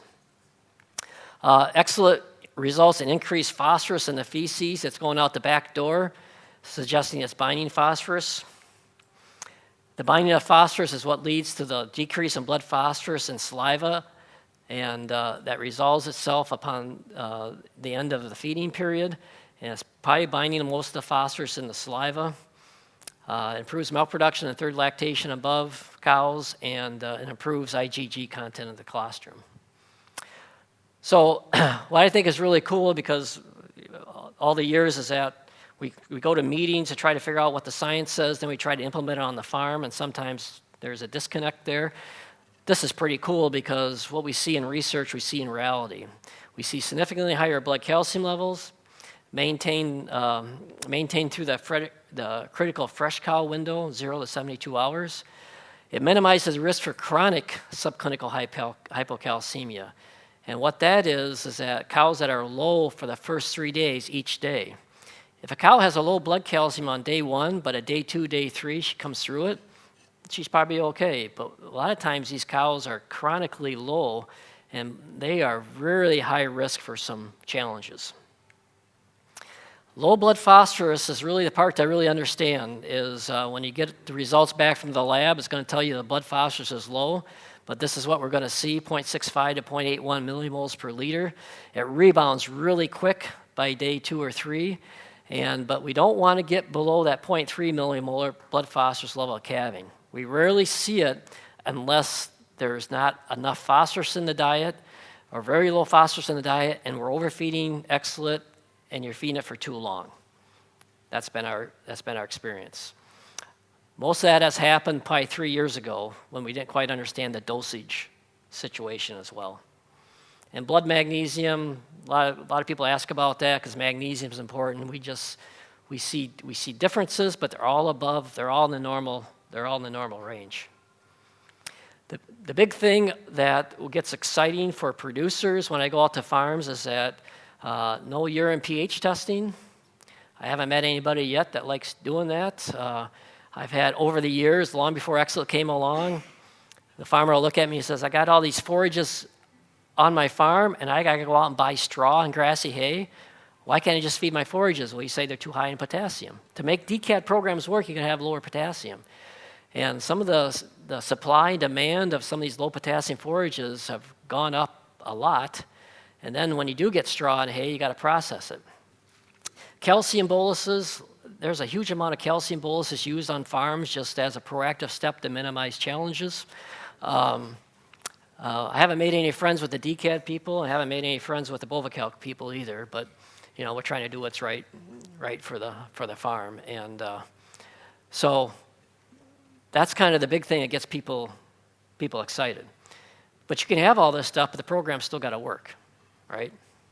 So how are we doing on time? I see. 22 ones in 5 minutes. What's that? 5 minutes for lunch. 5 minutes to lunch? Okay. So this really simplifies this, because urine pH testing is a big chore. Farmers want, I kind of talk about the hassle effect. Producers don't want to have to be doing urine pH testing. They don't want to have to be on the phone looking for low potassium forages. They don't want to be given calcium boluses. Calcium boluses are not that easy to give. They're good products. I want to make sure I'm clear on that. Everybody should have calcium boluses on hand. There's some farms that were using 2 boluses for every calving for second lactation above cows. Now, is that kind of what do you see over here in Australia as far as routine use of calcium boluses? Not at all? All right, well. Okay. Yeah. Sure. Yeah, and like I said, they're good products and they should be used as needed.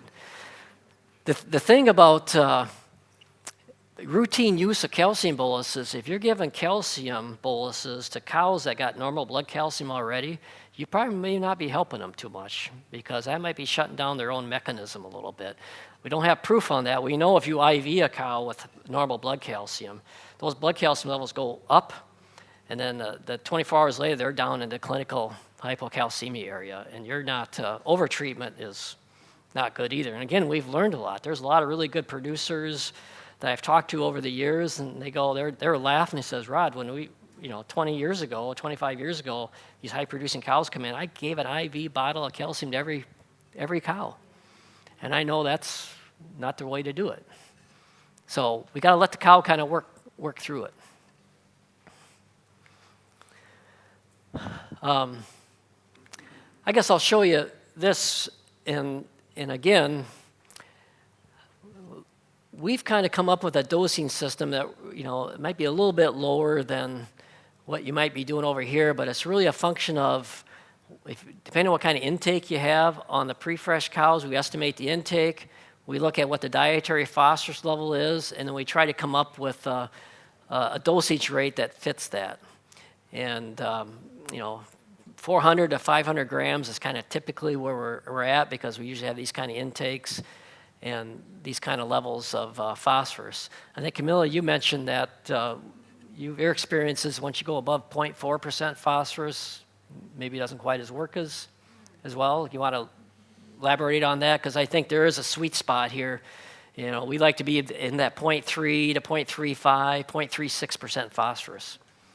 Yeah, I was even going back to when I was using a lot more decad diets, it was a similar thing, or even that you mentioned in Lane's meta-analysis clearly showed that as soon as you increase those dietary phosphorus levels, and just by experience you know that as soon as you start going back to your good diet, you had a higher phosphorus level, you had cow with clinical milk fevers. Right. So, and then we were talking about earlier as well, which is quite interesting, is obviously it's a bit harder here because having to pasture base, so you do a wet chemistry test on your TMR and get your phosphorus levels, but here would have to go and do, grass samples and waters as well. Like water, I wonder as well, is quite a, this area, that contributes as well, and then you've got all the concentrates to test, and canola meals are different to try and get, so it's a little bit more complicated to try and get a real dietary phosphorus to those levels there. We have a lot of testing to do because we've got a lot, more sampling. Yeah, you bring up a good point too, and I tell people that people overfeed phosphorus in negative decad diets too, and that's not helping them. Because I can go back 15 years on some places where we didn't pay any attention to it, and we couldn't get things and dialed in. I think another really important take-home message when you start talking about pasture-based systems is the potassium. This is a different mechanism. It doesn't work through potassium. It works through a different mechanism that we've talked about. And so we have a lot of, I'm talking TMRs, but the point's still going to be really good here.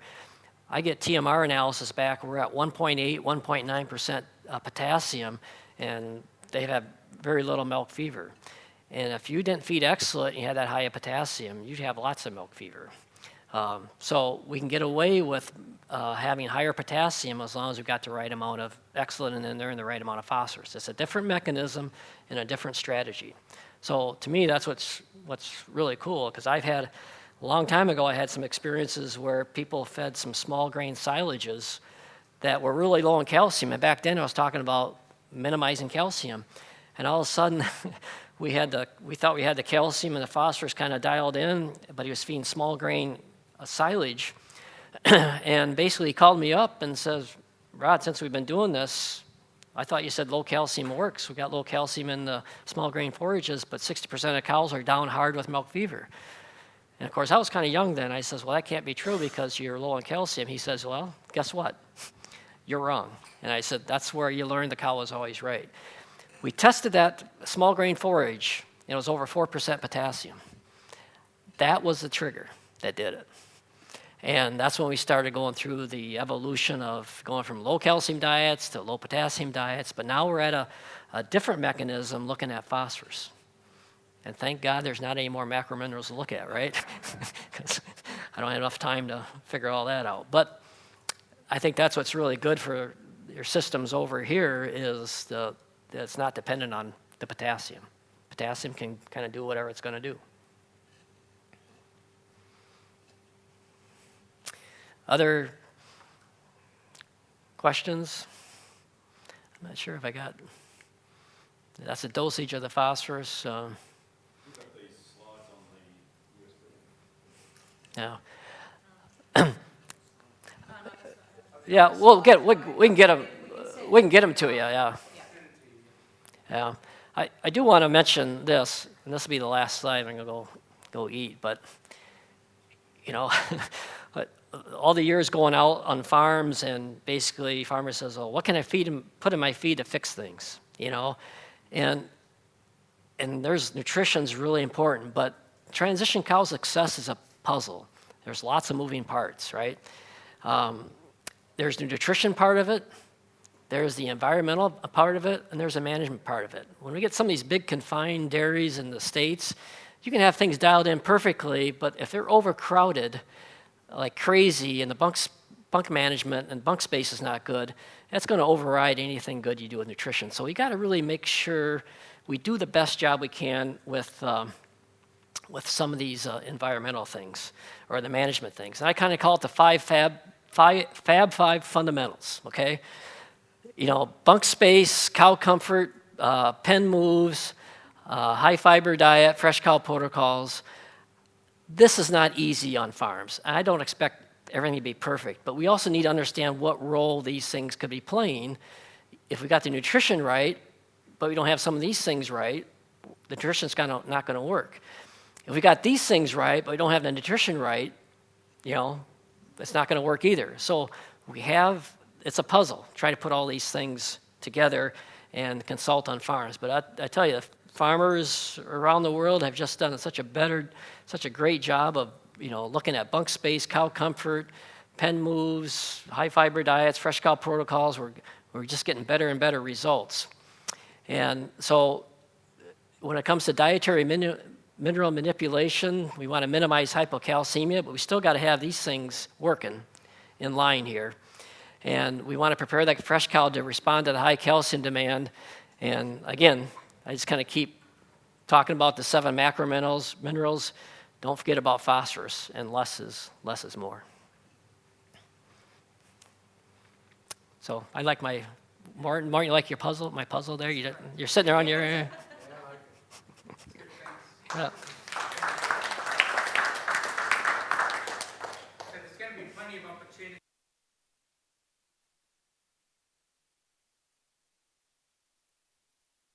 Okay, we've all had a good lunch, I assume. I thought it was actually very nice. That chicken was good, eh? Very good. Now, I'm hoping that all of you have given some thought to some questions. We really want to have a stimulating discussion around the product, and it doesn't matter how detailed, how complex the questions are, just throw it at the panel. We've got Rod's coming up as a panellist. Morton's going to be here as a panellist, and Camilla, you'll be joining us as well, I believe. There'll be 3 of us here. And we'll do our best to answer any questions you've got. Questions that come from nutritionists are usually very different to questions that would come from vets. And so we'd encourage all participants to be involved today. Thank you. Appreciate it. So would you guys like to come and join us when you're ready? I'll be kicking off the discussion with a few questions that we get asked quite often. Yeah, there's your pen. Yeah, that's you. Just move and hold it around. Yep.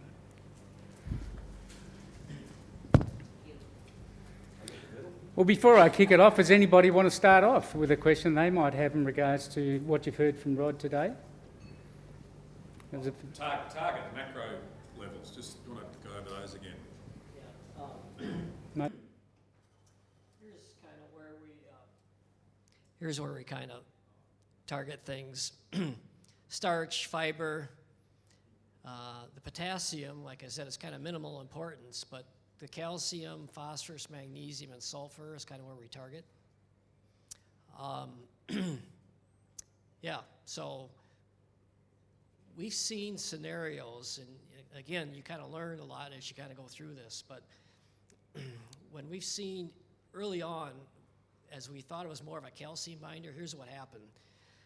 Back in 2018, early 2019, people lowered the calcium, got the lowest calcium feedstuffs they could. Calcium got down to like 0.4%, which theoretically made sense because you want to feed lower calcium than what calcium there you have is you want to bind it. Then people didn't pay any attention to the phosphorus, okay? And so basically, there's some feeds there. They said, well, we'll just feed all these feeds. We got low enough calcium, and all of a sudden we had 0.4% calcium and 0.45% phosphorus, and things did not go well. And and then, you know, you kind of learn from experiences. You kind of learn that, you know, obviously know the cow is right. And so basically, we started looking into it more. And so basically, we feel you got to have 0.55 to 0.75% calcium. And quite frankly, we got a lot of TMR analysis that come back that the calcium is actually higher, maybe 0.8, 0.9%, because I really don't think the calcium is the trigger. It's the phosphorus. And if you had, if you get over 0.4, 0.42% phosphorus, less chance for it to work. If you get really low dietary phosphorus, it can work, except you gotta titrate the amount of X-Zelit, and you just gotta focus on how much phosphorus you should bind to get this effect. And calcium can flow, but I think calcium really needs to be 0.55 and above to make sure there's enough pool of phosphorus at the gut level to get absorbed. Because when this mechanism kicks in, you know, when it starts, you know, pulling calcium and pulling phosphorus and calcium out of the bone, it also, the cow responds by increasing the amount of 125 vitamin D. So basically, that mechanism gets kicked in there too. So you got more ability to bring more calcium across the gut wall. And that's how the cow responds with that. So, so basically, yeah, that's where kind of our macros are running. As far as trace minerals and stuff like that, I guess I'll ask a question to myself because we get this question a lot. Does it bind up other trace minerals? You know, and a lot of people ask about that. We haven't seen any indication of that, and I'm not too worried about it from my perspective because we've overfed, at least where I come from. The amount of trace minerals and vitamins we feed is more than sufficient. It's pretty high. And so basically, if you feed something like this for 2 to 3 weeks, it's such a short time period, even if it is binding a little bit, there's enough there to not cause any issue. I think we need to understand, and we do understand, that blood calcium is the big deal, that we want to maintain higher blood calcium. We don't want to have any other issues as far as the effects if low blood phosphorus cause problems, and it doesn't. We really want to make sure we get that blood calcium level because that's the most important thing. So, like I said, I haven't seen any indications of any trace mineral binding or vitamin binding or anything like that. And quite frankly, trace minerals, it's hard to, if you do a blood test on certain trace minerals, that's not a good indication of status either. You know, the coppers and the zinc and the manganese, typically you got to take liver samples. So that's a question I get. And we're going to continue to look into it as we kind of continue to do more research. But right now, you know, people ask about binding other nutrients, and we don't see it. Rod, you touched on the vitamin D and to do with the 1 and 25. Can you go into a bit more detail there to create more absorption of the vitamin D through this process? So Camilla had this question before too. The data's really strong that the more phosphorus you have in the diet, and this is monogastric too, the more phosphorus you have in the diet, it shuts down the conversion of active vitamin D. When you go from a 25 hydroxy to a 125 hydroxy. anytime a cow, if the PTH mechanism gets kicked in, or if this phosphorus mechanism gets kicked in, the cow responds, and responds by increasing the conversion to 125 vitamin D, because that helps, because it's doing everything it can to maintain blood phosphorus. It's homeostatically regulated, and so basically it's absorbing more from the gut wall through, because vitamin D is essential for doing that, and so it happens at the kidney level. All these things start, this whole cascade of events start kicking in. So yeah, we've known about, I remember a long time ago, you learned that the conversion of 25 hydroxy vitamin D to 125 hydroxy vitamin D is really important for calcium absorption. And, and it is, and we gotta do that. But if you feed too much phosphorus, it shuts it down. And overfeeding phosphorus in dry cow diets causes hypocalcemia. We just never, and what we've learned about that, years ago, we knew that feeding lots of phosphorus, you know, I don't know, like 80 grams, I think one of the trials was, we knew that it shut down, you know, caused hypocalcemia. Now we're fine-tuning things. And I think Camilla can maybe comment too on your discussion that we're talking about the 125 vitamin D. Yeah, I brought this question to Rod because I was talking to a press this, is it all good? Yeah. Poultry nutritionist in New Zealand. We were talking about X-Zelit, they were interested to learn more, and I was trying to understand it with this whole phosphorus side, and he's saying, well, it makes perfect sense to me because you don't have that conversion, so you can't mobilize calcium. And then he said, well, it's the same in people. I went, what's same in people? Yeah, people on that have a high phosphorus diet, a human diet, ends up with osteoporosis. So it's sort of just, so when this whole phosphorus side came out and the conversion of the, like we all sort of been taught, we got to have the enzyme. What is the enzyme called? I can't, what's the enzyme called? Hydroxylase enzyme, that's got to be there to do the conversion of the vitamin D3. So that sort of makes sense now that phosphorus, too much phosphorus blocks that. So that sort of stands to reason, then you can't mobilize calcium. It's interesting in human nutrition that's the same. And X-Zelit, yep. Just like there being less rumination on a diet. There was pre-calving, not post-calving. Yeah. But lower dry matter intake pre-calving. Yes. We wanted to maximise dry matter intake pre-calving. Yes. And that can, as much as calcium isn't that way disease, that Yep. can affect it in terms of body fat Yep. mobilization. Yep. That's a great question because I do have a slide for that. So I'll find. I will. Can you put it in the screen? Put it in the screen. I mean the presentation mode. I kind of put out of the presentation mode. Yeah, that's a good question because we get that question a lot. Keep going down here. Yeah, I'll kind of go here. Oh, does anybody watch? Does anybody watch Seinfeld at all? Or we're a big Seinfeld. We get a lot of questions, objections out there. So, but I'm almost there. Bear with me.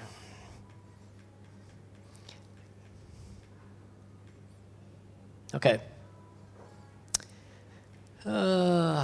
So this is the really good question, and it's going to be based on. When a fresh cow comes in, the two highest nutrients for metabolic demands are going to be glucose, which is a function of intake, and calcium, which is a function of regulating, make sure we get better blood calcium. We need to find the sweet spot for optimal dry matter intake and sustained serum calcium levels. The question I would ask a lot of times is, if you want the highest intake for a pre-fresh cow, you shouldn't use anions and you shouldn't use X-Zelit, all right? That's going to maximize intake, but your blood calcium is going to stink, okay? Because even the decab programs, you're going to have a lower intake. That's what the meta-analysis shows. You're going to have a lower intake, but they have better potentially better blood calcium status. So you want to find that combination of optimal dry matter intake and sustained calcium levels. And this is largely affected, I think this is a really important point, this is largely affected by a combination of nutritional strategies, certainly, environmental variables, and on-farm management. I mean, intakes can get really knocked back by overcrowding and all these kinds of things. So you want to find the balance between good dry matter intake and good serum calcium. If you have a really high intake but low blood calcium, that's not good. But let's say on the flip side you have really high blood calcium but your intakes aren't very good. That's no good. So we got to find that sweet spot. And what we're seeing here is even though it showed lower intake on the trial, and that's because I feel strongly that's because of they fed up for too long and too high a feeding rate. Typically, when we switch people over from anionic diets in the States to the X-Zelit program, they've been trying to make that program work, and so they keep adding more anions, right? More is always better. More anions, to the point where it knocks intake off. And so when we come in with X-Zelit, we come in with some more palatable feeds and can add a little bit of halage, and actually the intakes go up because they're over-acidifying on the anion diet. So I'd rather have 28 pounds of intake and good serum calcium levels than 31 pounds of intake and very poor calcium levels, okay? Because I've done blood work on herds that weren't feeding anything. They weren't feeding anions, they weren't feeding X-Zelit. They had some good intakes, but they averaged like 7.1 milligrams of, which would be like 1.6 probably, of blood calcium. So I think it's really important to really kind of sort that out, because I've heard that a lot. It says, well, what about intake? Intake's really important, but so is serum calcium. And if you look at the science, these are two big areas for the fresh cow. We got to meet the glucose demand. That's basically through intake, and the calcium demand, that's basically through dietary manipulation. So you got to find the balance there.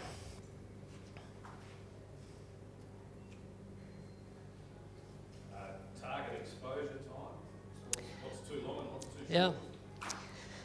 Well, 14 to 21 days is what we recommend, and a lot of people say, well, what's too long?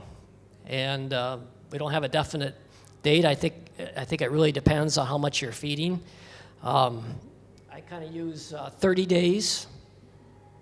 And what else I also do too, I tell producers, I said, I shoot for 17 to 18 days before projected calving date. And keep in mind, that's projected calving date, with the goal of most 95% of the cows calving between 12 days on it to 25 days on it. If you can you're always going to have the biological variation. Some cows are going to be longer, some cows are going to be shorter, but you want most of them kind of come into that range. If you do it by day, at least 12 days up to 25 days, I think the sweet spot's probably anywhere from 14 to 17 days. And it's not because it doesn't work it's not because it takes that long to work. It works really quick. There's all these other issues or adaptations that the cow's got to get used to. Now, an interesting thing that came up a month or two ago was we have a lot of far-off dry cow diets that people are feeding. And when they're using negative DCAD diets, they really have to be very concise for that pre-fresh group. So basically, they make big changes in forage bases from far-off diets. Well, far-off diets, they don't really care about potassium. They feed them whatever they got, but then they go right to a strictly straw, corn silage, and very tightly regulated diet. That's a big change. And I think that's why 21 days, 22 days, 24 days might be better in those situations. With this program, since potassium's not a big factor, you can feed a lot of the halages and a lot of the same forages, not only the far-off dry cow group, but those same forages in the pre-fresh group. The difference you add X-Zelit. And I think that microbial population, that rumen population is going to be more consistent, and I think that's nothing but a positive. Corollary from that response, what are the negative impacts of feeding for, say, 30 or more the negative impacts, I'm going to go with a couple of real-life examples. There's this one farm north of Madison that I knew pretty well. He's like 700 cow Jersey farm, and he's a very reactive producer, a really good guy, and he basically finally told his nutritionist, I'm done with the DCAD, let's try this other shit. That's what he said. And so he did, and things really started going really good. We got about 45 days in there, and he called up and said, I had 2 cows that calved. Everything was going good. These 2 cows, they weren't eating. They didn't have any colostrum. They kind of were very lethargic, and I'm not sure they're going to make it through it. And I go, geez, I guess I'm not sure. Well, come to find out, long story short, when he started the X-Zelit program, those cows were already in the pre-fresh group. So 45 days later, they calved. He didn't realize it. So our best examples are cow experiences. And I think if you're feeding 500 grams, and your phosphorus level in the diet is pretty low, and if you're feeding it for over 30 days, there's only so much of a pool of phosphorus that's going to be there. So I think that if you had a normal phosphorus level in the diet and you're feeding the correct level of X-Zelit, you can probably feed it for quite a while. But from a cost standpoint, that doesn't make any sense. But what would you see? You may see more lethargic cows, lower intake. They're just going to be slow starters. Like I think I got it right here too. Is that we're kind of recommending 10 grams of X-Zelit per 1 gram of dietary phosphorus. That's going to get you to that 400 to 500 grams. But too much X-Zelit will decrease our dry matter intake. That's the same with anions. Again, we've seen too many anions drop off intake. And I also can tell you that early on, back when I first started, I got a nutritionist going on a farm on X-Zelit because they're really excited about it. And someone missed a memo. Maybe it was me, maybe it was a nutritionist, maybe it was a farmer. But anyway, they're feeding like 30 to 40% too much X-Zelit. And they called me up and said, our cows calved, they're not eating, there's no colostrum, there's no nothing, and we found it was way too much. So we know there's a sweet spot here, but that's like anything. And I guess that was my practical question here too is, would you rather have 30 pounds of intake at a low blood calcium or 28 pounds of intake at a higher blood calcium? And I think when it comes to intake and when it comes to rumination, it's not going to be, as long as the dosage is right, it's not going to be a problem. And matter of fact, I think intakes can be higher because you can have better blood calcium. We've had a lot of farms that have told me that their fresh cows are just doing so much better. They're so more aggressive and active. One of the first farms that started it in Wisconsin I worked with was after 3 months of on it, I ran into her at Expo or some meeting. I says, "Oh, how's it going?" She said, "How do you like it?" And she said something that really kind of stuck with me. She said, "Well, I love it because I don't get that call at 11 o'clock at night that there's a down fresh cow in the parlor. I can sleep through the night." I'm not sure we can put that in any kind of marketing materials, but that was her issue, is that they're milking a lot of cows, they're calving a lot of animals, they got night help coming in, they're putting the fresh cows through, and a fresh cow goes down in the parlor. I don't need to tell you how that all works out. It's a tough deal. In your experience, have there been situations where cows are phosphorus deficient, so it's coming from previous feeding into a transition situation, i.e. they may have phosphorus deficiency skeletally, and what impact would X-Zelit have in that situation? So you're talking about like the far off diets being really low in phosphorus. Last 12 months. They've had Fairly. overall phosphorus, and they've just gone through a dry cow situation. They're eating mostly fresh air and maybe a bit of crappy hay that's got overall phosphorus. Do they lick dirt at all, as far as any kind? It's not uncommon in certain places. Yeah. I guess if I'm just kind of going through the scenario is that if you got feeds like that, for whether it's the growing heifers or the lactating cows or the far off, you probably would supplement a little bit of phosphorus, right?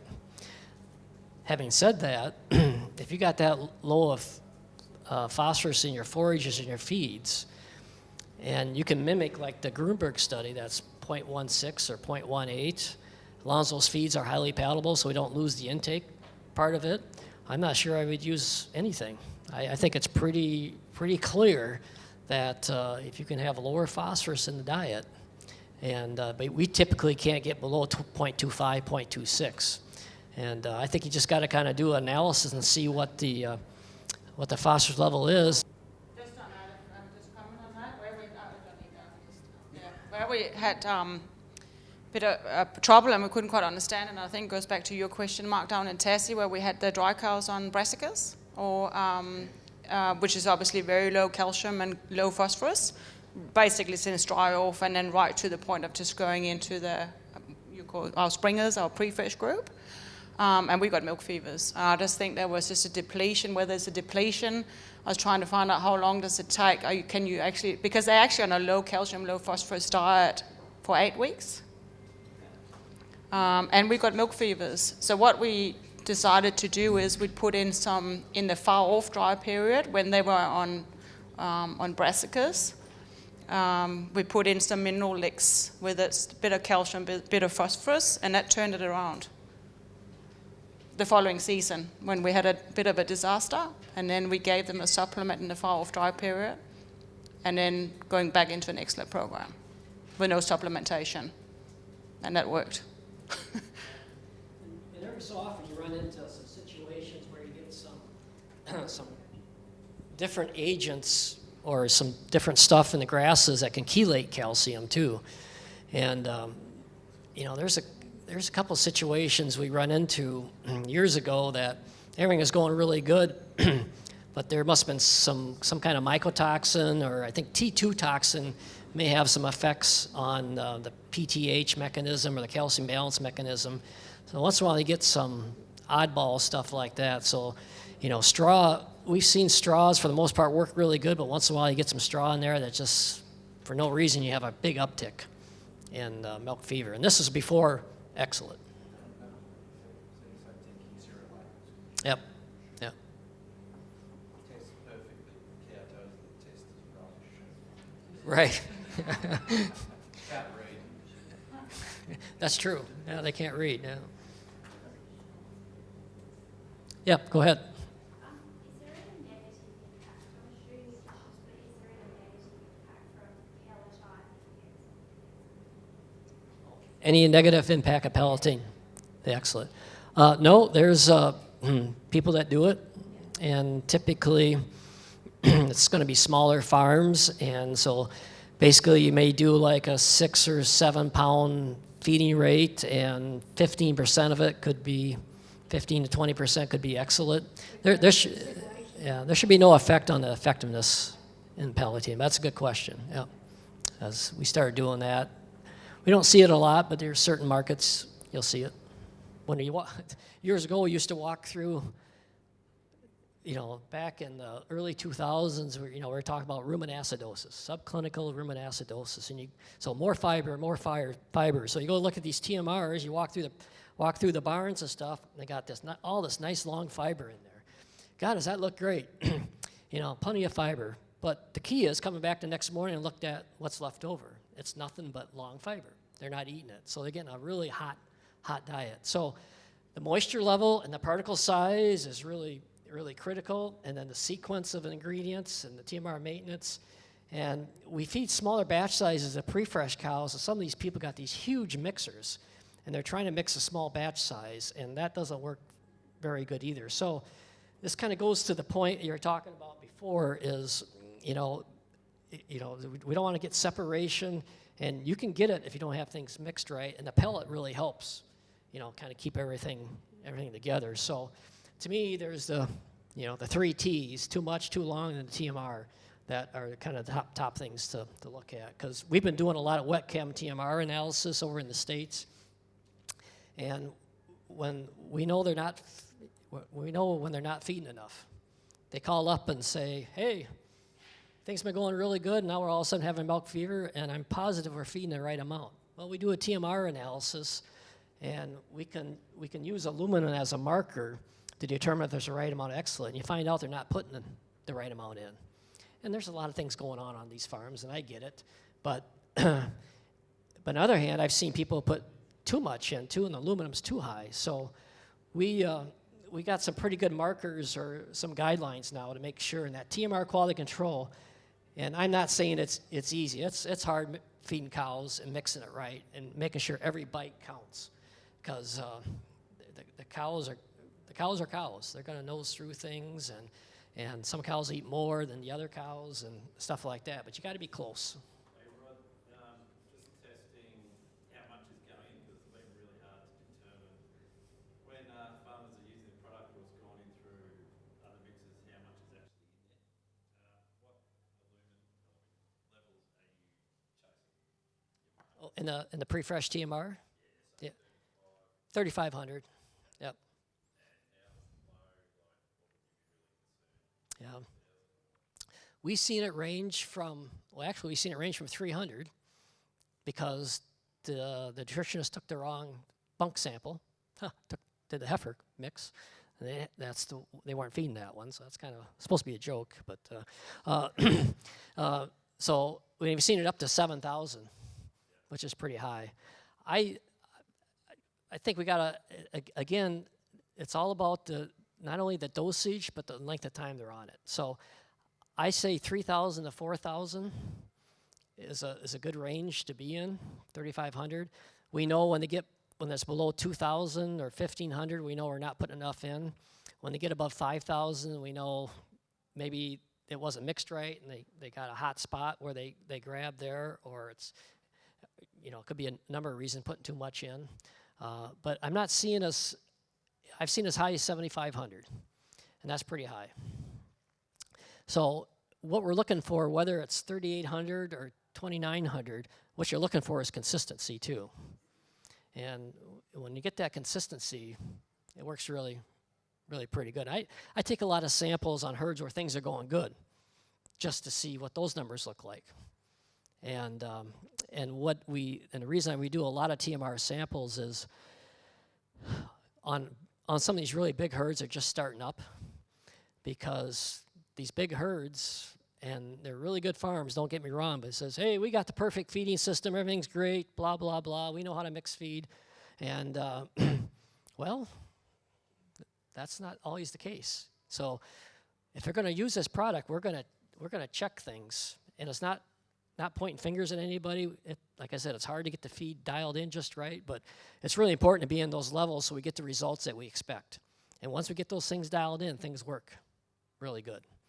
And yeah, 3,500 plus or minus 500, I think you're fine. I jump in with a couple of questions for you, Camilla.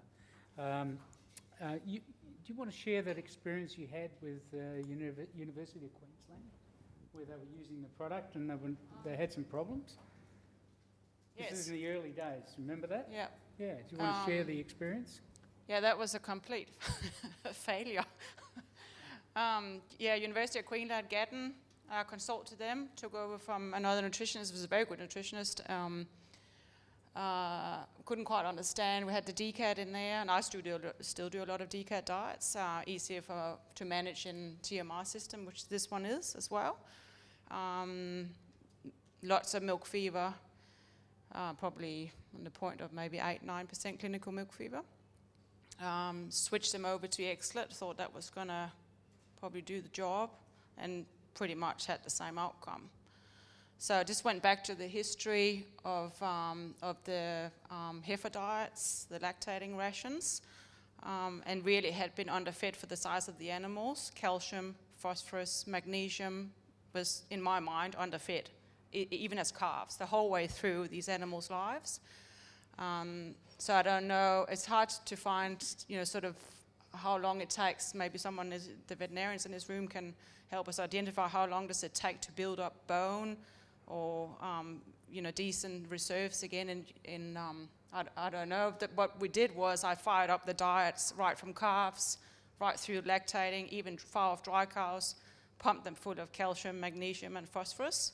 And after probably, we stick with the X-Zelit, and after about 6, maybe 8 months, we start to get some good results. And we're now back, this is probably 4 years ago, we're now back at less than 1% clinical milk fever. It's just an observation. I don't know, there's smarter people in this room than me. That was the only thing I could come back to, that was that animals are underfed. So I'm very cautious now. Also young stock. I think they're often underfed minerals. Like, they need to grow. They need to have limestone to grow their bone, need to have phosphorus to grow skeleton. You can also see back there that the heifers were, they were in really good condition, but they were short. They didn't have leg. They were not tall, and these are, well-bred Holstein cows, or heifers. So it's just a bit of observation on when we look at transition program, also go back and have a look at right back to when they're born. How are they fed? Any comments to that? I've got this whole thing with the bones really is, if animals hasn't been fed well in terms of calcium and phosphorus when they're young, can we replenish bone? Maybe. Have you got a comment? No fractures in the young stock? Yes. They actually, even the cows, even just had bull jump, and some of them were split, like they said they broke bones. Make sense? Yeah. So just, I'm always good when a vet can. here's a question. If a farm only has one feeding system in the dairy, what are their options when they use X-Zelit? One feeding system. Yeah, we've got Lydia who can tell us how you do that. I'll pass it on to Lydia, because that's what, Lydia only had one feeding system. Yeah. So basically, we just had an old herringbone, a very old herringbone. So all we did was pour the X-Zelit into a wheelbarrow, basically. Calibrated our X-Zelit to 500 grams every calving, and we'd just go along, drop the feed down first, put the X-Zelit on top of the feed, and simple. I mean, we usually had probably 60 or 70 in our springing mob at one time, so it was pretty straightforward, pretty simple. Yep. So that was your milker's ration? Yeah, we always fed half the milker's ration. Yep. Great.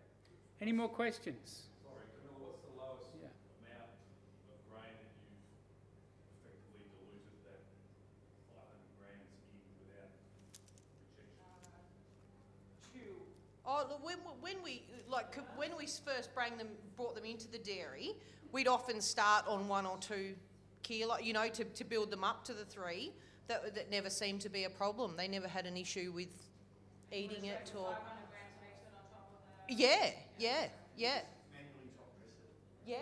Yeah, whack it on with you. Yeah, you just calibrate, because sometimes it can be a little bit of difference, but it would just chuck it straight on top. Yep.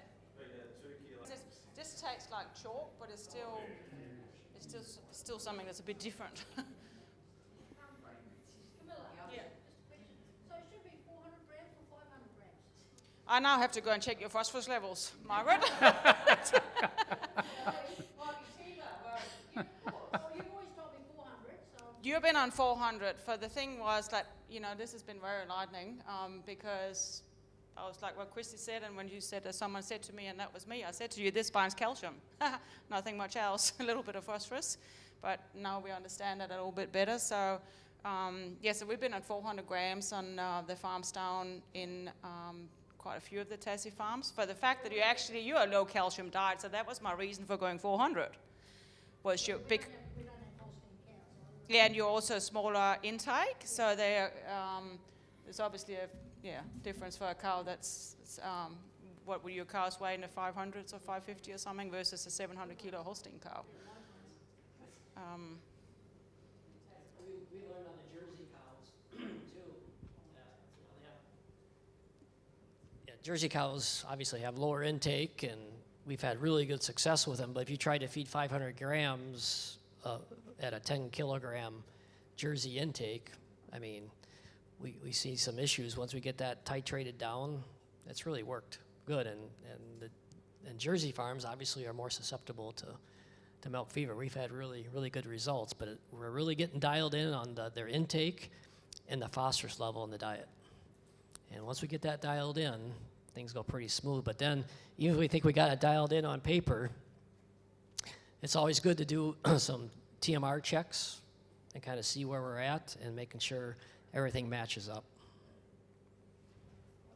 Can I throw a comment? Yes, yes, yes. On your, if it changes what you call effectiveness of being pelletized or heated, remember it's a synthetic manufactured product. So you can't change the structure no matter what you do to it. So so it doesn't get any better, it doesn't get any worse either. The structure or the shape of the whole binding capacity is very unique. So it's already been very hot before it gets into the press. So it's liquid before it gets dry again, right? So it's already been created into a process that can never change again. So that's why it's synthetic. So just a Great. Thanks, man. Okay, if you'd like to all stand, have a stretch, and get yourself ready for the next segment. It's not going to be a hugely long segment. Bart's going to introduce his results in New Zealand, the work that he's been doing. Buddy, sorry, we're going to interrupt your afternoon sleep, but it's the usual case. Whoever gets on mid-afternoon ends up trying to keep people awake. Classified as a veterinary medicine, which then took us an awful lot of money, huge hours with consultants, a 60-file submission, and visits to Wellington and negotiating with them. Finally, we got approval in end of November 2021. So last year was the first year that we could even offer it onto the New Zealand market. We were strictly prohibited from even offering it until we had that registration. So first time on farm was in autumn last year.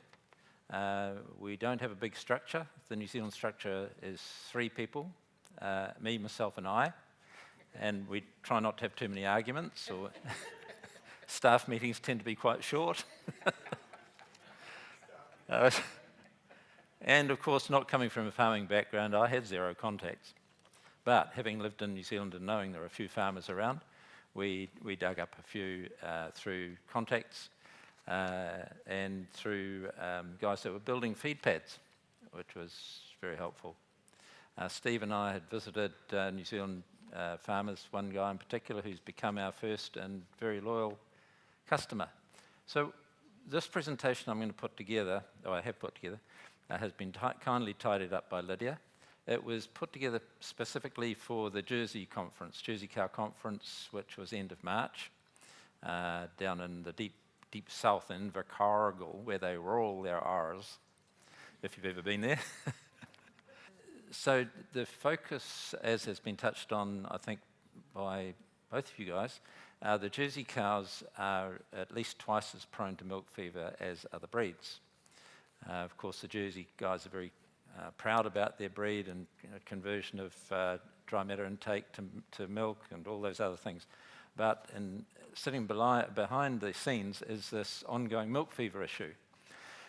So just a couple of things that'll put the perspective for the importance of us getting X-Zelit into New Zealand. Steve mentioned there's 1.34 million cows, dairy cows in Australia. There's 4.9 million in New Zealand, so roughly 3.5 times the number of cows. So if you look at the potential in Australia, or where they are now, roughly 600 tonnes in 2022. So logically, we're 3.5 times that potentially in 3 years, 3 or 4 years. Right. For those of you who do keep up with various publications, Dairy New Zealand did trials, and it was published in a dairy magazine by Dairy New Zealand called Inside Dairy. It was May, June last year. It's on our website, I think on yours. I do suggest, if you want the detail of their research, to read it. Oh, it's on this drive. Perfect. So you've got it there if you want to look at it. You'll find a lady, Katrina Roberts, was co-author of that. She is a vet. And of the data I'm going to put up, she was a vet for 2 of these farms. Right, so what we've done, you'll see there it's 2021 results pre-X-Zelit, and then 2022 results after using X-Zelit. The region is where the farms are. Now, Waikato, Morrinsville, Te Awamutu, all of those are really Waikato. Taranaki is down near Palmerston North, for those that are not too familiar, further south, near the mountain that was on the slide just before, Taranaki area.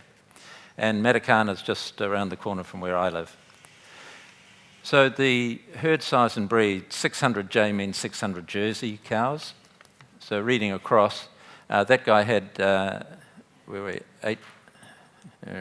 don't want to do that, no. I'll leave it to read it. 8% milk fever, so going along the line of the first 600 cows. 8% milk fever, so 50 clinicals.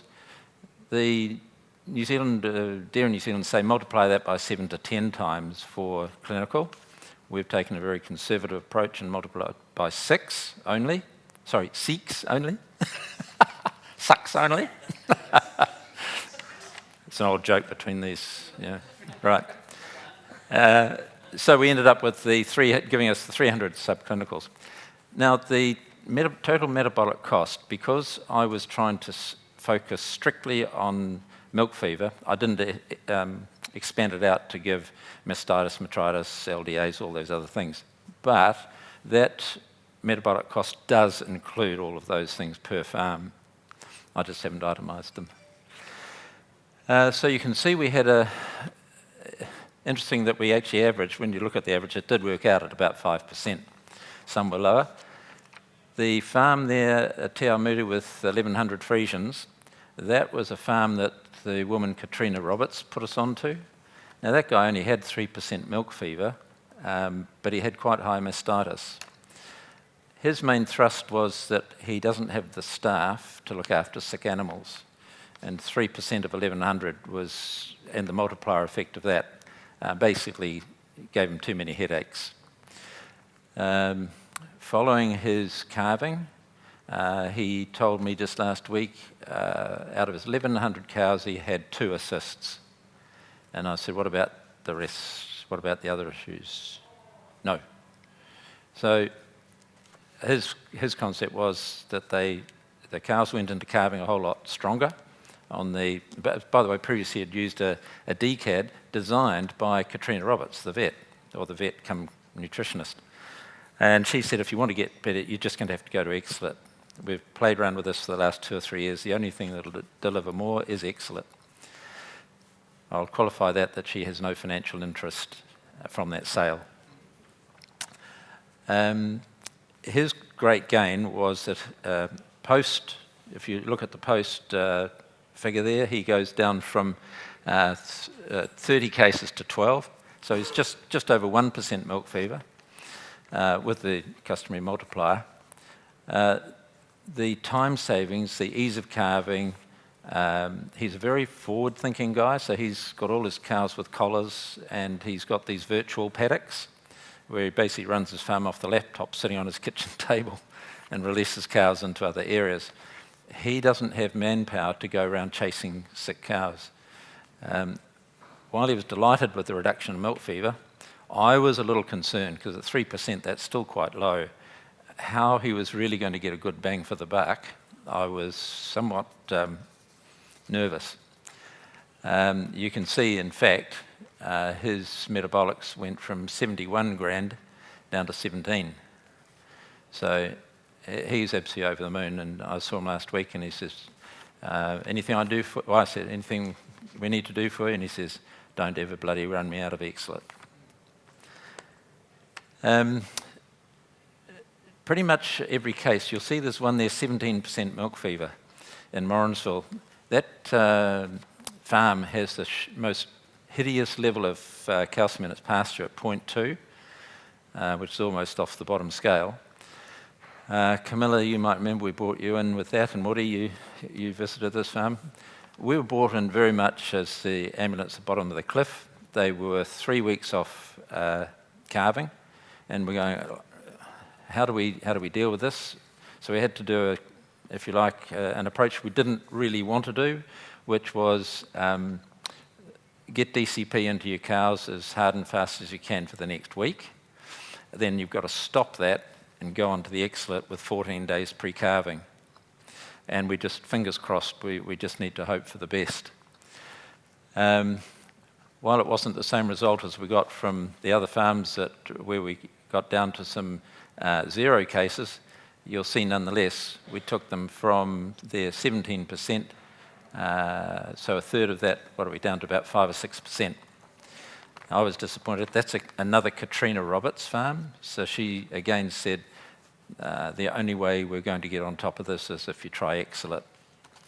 I'm quite sure this year they have already placed the order, and I'm quite sure now that on Audie's advice they've been monitoring their pasture a lot more and getting high calcium into their pasture, we'll probably end up a whole lot better off than that 5%.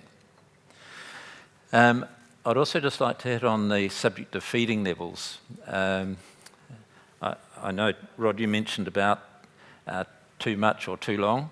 Dairy New Zealand's trials actually included them doing trials of feeding. Bear in mind, they all started at 21 days, so they captured every cow in the trial. They also did trials feeding 250 grams, another group 500 grams, another group 750 grams. Same farm, same conditions, same feed, but split into 3 different dosages of X-Zelit. The 250 was not effective. The 500 was totally effective. The 750 grams a day got resistance, reduced dry matter intake. So clearly it was too high a level. So it again substantiates what you're saying. No matter which way you cut and dice it, you come back to roughly 500 grams is your starting point. All of these farmers are buying it next year. From the Jersey conference, we've now got 4 further farms looking at it. One has already placed orders. They had about 100 calves to finish off calving for autumn, that he whacked it on knowing that he might be not enough time. Some of them would calve probably after 6-7 days. He's come back with no milk fever out of those, and he's got 500 cows spring calving. Again with him last week, he says, you got to make sure I've got it for the spring calvers as well. Being non-technical, and I've really valued what you guys have talked about, I have to say none of these farmers have got into the detail quizzing of how it works when we've showed them the graphs of the calcium, phosphorus and magnesium and the pre-calving, post-calving results, the trends. They've all been quite happy to say, yeah, we understand that. The difficulty to a degree was New Zealand's entrenched in DCAD, has been for years. There's a lot of different suppliers. Many of them are custom made, so they're not buying, say, BioChlor and just poking it out into farm. A lot of the nutritional people are designing their own little DCAD systems according to which farm they're operating on. We have made excellent progress in getting a mind shift to say, please don't compare DCAD to X-Zelit. You're talking chalk and cheese. Just separate any thoughts of DCAD from the discussion on X-Zelit. Yep. Do you have any concerns with using it in autumn calvers if you've got high facial eczema challenge? Is it going to wind up as if like boluses or supplements in? Probably you can answer that better than me, Rod. The binding, would it possibly, if you have high facial eczema, cases at autumn calving, would there be a risk that X-Zelit would bind the zinc? Well, we haven't seen it yet, so I don't think it is. I got one trial from Denmark that showed no differences in blood levels of zinc and copper. Yeah, but it's not actually the blood, it's actually the zinc working in the gut to bind the spororesident toxin. And that's what I'll be worried about. Okay. Yeah, I just thought you might have seen it in New Zealand. Haven't had any, in fact, I would have thought this autumn would have been perfect for that because we've had such high grass growth. But we haven't had any anything reported of that nature. Anecdotally, Rob, at that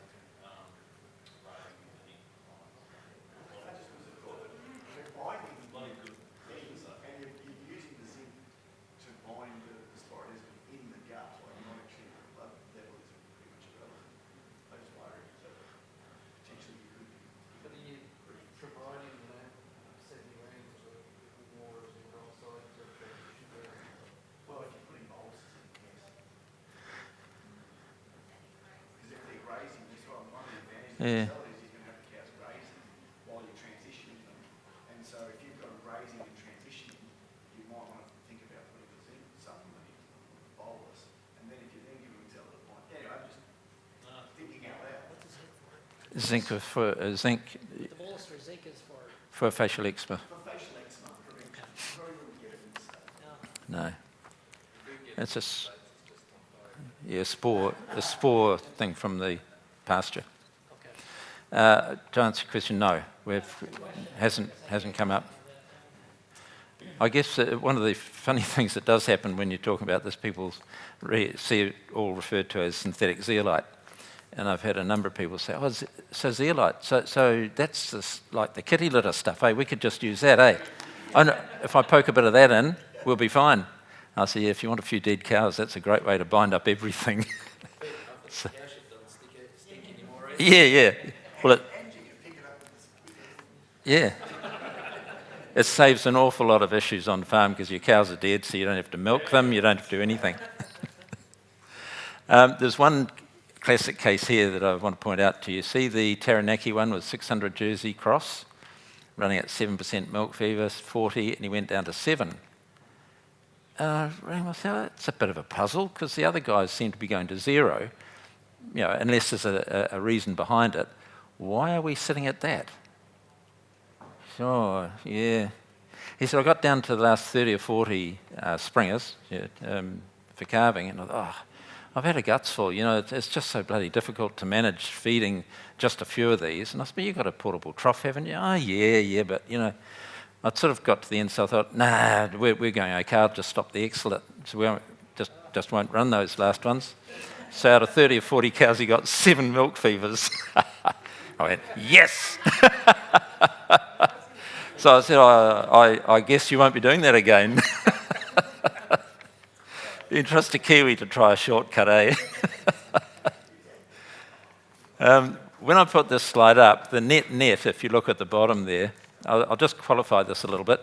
You see, I calculate DCAD, so the number of cows there, if I added them all up, multiplied it by $13, which is, I think, too light for DCAD, $13 for 21 days.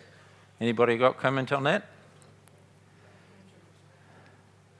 Bit light? Somebody here must have a feel for what DCAD would cost. Depends on whether you're just calculating the actual anionic salts or Just the anionic salts. No, just talking the anionic salts. About right? Okay. Right, so I took the number of cows times $13 to say, well, that might be your cost of your X-Zelit, but you're going to save the cost of your DCAD because that's coming out of your diet. Intervention costs, calcium pouches, boluses, vets to come out and sort out cows that are down badly. That'll go, I don't know what it is. I don't know what you can put to that because it'll vary farm by farm, but sure as hell there's a cost there. The labour savings, this was the guy with the 1,100 cows. He said, that's the biggest bonus for me. So I got my workers doing something productive on the farm. I'm not getting them chasing around fixing animals that are sick, which is absolutely zero productive for me if I can avoid them getting them sick in the first place. So if you take this figure, and I need to qualify this figure again, I've multiplied those 1,100 cows, but quite often they didn't actually feed the whole lot because there might have been 150 heifers, and quite commonly they're not bothering to feed their heifers. So again, this figure's probably overstated because roughly you could probably take 8 to 10% of those off and say they were heifers that wouldn't have been fed anyway. Notwithstanding that, if you take that figure minus this, 147 grand as your cost, but the savings between that figure and that figure is going to give you savings of 442 grand. Now that's, Steve talked about a 7 to 1 return. That's a 3 to 1 return. But as you can see from what I've just stated, it's kind of understated because I've overstated the cost here. Nonetheless, whether it's 3 to 1, 5 to 1, 7 to 1, this also excludes any of those other savings like fertility gains. The Dairy New Zealand data gave their trials, which they haven't published, said 8 days earlier conception. And I, being a perfect greenie, I said to the Dairy Research Farm guy, a guy Andrew, who was part of the trial, mate, tell me what 8 days extra earlier conception means for you. He said, oh, it's real bloody easy. And, he's not up there. He's got 600 herd. He said it's 600 cows times my average daily, which I think it was 1.4 kilos of milk solids, times my, what we heard, times that, times the 8 days, times the price of milk solids. And we worked out in that case on his farm it was 33 grand that it was worth to him, just for 8 days early conception. Suffice it to say, we've got to a position now where we've got really like snowballing growth and interest there. It's pretty amazing that 2 of those farms were referred to us by the vet who co-wrote the Dairy Inside Dairy article. From here on, we're looking to do the sort of growth figures that have been done in Australia as word gets around as to the effectiveness. The guy at the top, the Waikato guy with 600 jerseys, 8% milk fever and 0, I said to him, it can't be 0. You remember this conversation? Yeah. And I said, guy Mike, and I said, mate, we never said you'd eliminate it. We said it would dramatically reduce it. They'd come to us, we came to them. They said, this is our last ditch to find out what's going on with our herd. Otherwise, get rid of the bloody jerseys. They're just, every year, it's just killing us.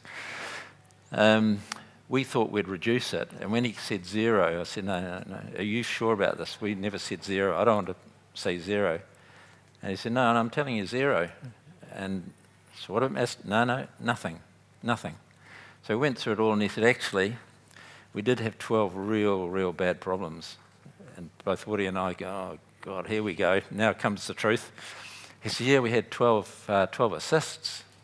And we looked at each other, well, that shouldn't be related to X-Zelit. He said, no, they were all breech and stuff, nothing to do with you guys. But we got wound up pretty well, didn't we, Woody? Nailed us. That chart went down very powerfully with the Jersey guys, and as I said, resulted in 4 or 5 inquiries, 1 firm order. We haven't pushed hard into the South Island yet. They used to be very high on feeding fodder beet and other brassicas. That's reduced a lot, so there was that phosphorus query with dealing with that type of pasture down there. But now they're moving quite well away from that. So anybody, any questions on any of that? Well, the numbers that I come up with is about 4,910 cows in that list, right? That's right. So you've gone from about 5% clinical down to less than 1%. Yeah. Yeah. That's the sort of response. I've got to say, we're puzzled by this, other than to say that the higher pasture intake seems to drive higher results.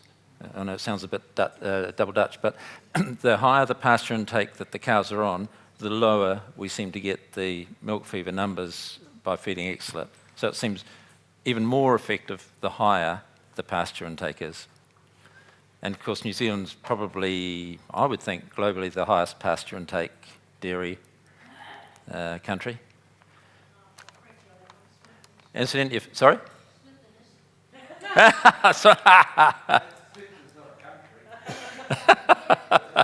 Yet. You need a bloody passport to get in there. So I'd welcome any answer, any questions on any of that, but that data is rock solid. The farmers are quite happy to be spoken to if anybody wished to. All right. Thank you very much for your time, everybody. Can I have a show of hands again, please? How many in the room have heard of Stalazan? Yeah. How many in the room have heard of Stalazan? Yeah. So most people are aware of the product. We're selling a lot of this product into the dairy farms and so forth. It's originally designed for piggeries. But I just wanted to talk a little bit about it. Now, another show of hands, if you don't mind. We're going to start this with how many in the room have had a scam phone call in their lives? Hey, all of us, huh? Yeah. And we won't even put a hand up for those that have already been scammed. But anyway, so I'm starting out this whole thing with Stella. Yeah. So I want you to think about the pathogens within a calf pen as being, scammers, rather than just bacteria and causing disease, but think about them as scammers because they're silently scamming away the business. They're silently attacking the calves, the health of the calves, and if you let them grow, they'll take hold and destroy the very income-producing essence of the business's livestock. So think of them as taking advantage of your business and destroying your welfare. So I'm looking at diarrhoea first. These are the culprits. I'm sure you vets would be able to name a few more, but these are the main ones, I think, that cause the scouring within the pen. Now, all of those there, the little green tick will indicate that Stellan is powerfully effective against all of those. Now, when I say effective, I'm not saying it kills all of them, but I know for a fact that it'll kill E. coli, it'll kill Salmonella, Clostridium, Campylobacter, rotavirus and so forth. There's more, I think there's a few in there that more or less it controls and inhibits their growth. So if we now have a look at mastitis, well, staph, what I've read anyway, staph, strep and E. coli are responsible for 80% of mastitis cases. So I put forward the economic cost of, say, calf disease. As I understand it, the recent Australian studies indicate that farms are experiencing up to 24% morbidity, 5 or 6% mortality rates in pre-weaned heifers due to calf scours. And that's quite costly. And mastitis is about $277 a cow if you take into account the costs of treatment, discarded milk, decreased yield in lactation, mortality risk of culling, and contamination and so forth. There's a lot of issues associated with mastitis, so it gets quite costly. So what is Stalazan? Well, in short, Stalazan is a housing agent which efficiently controls bacteria, virus, fungi, parasites, fly larvae, moisture, takes up its own weight in 4 times its own weight in moisture. It manages ammonia levels in the pens as well. There is nothing like Stalazan in the world today. It has that 3 functions when it's used in the housing. So what's the pedigree of Stalazan? Well, it's made in Denmark. It's originally designed in Denmark, manufactured in Denmark. It's sold globally for well over 50 years. In 48 countries. There's been more than 20,000 farms. That's an estimate. I'd say it's more, actually. 10,000 tonnes per annum sold. There's lots and lots and lots of published material on the efficacy of Stalazan in dealing with all these viruses and bacteria and pathogens. It's active in the presence of organic matter, so you can just use it. It'll work you apply it once a week and it'll work even if there's organic matter present. It's non-toxic, safe to use. I've even gone about at one stage and got an organic certification for the product.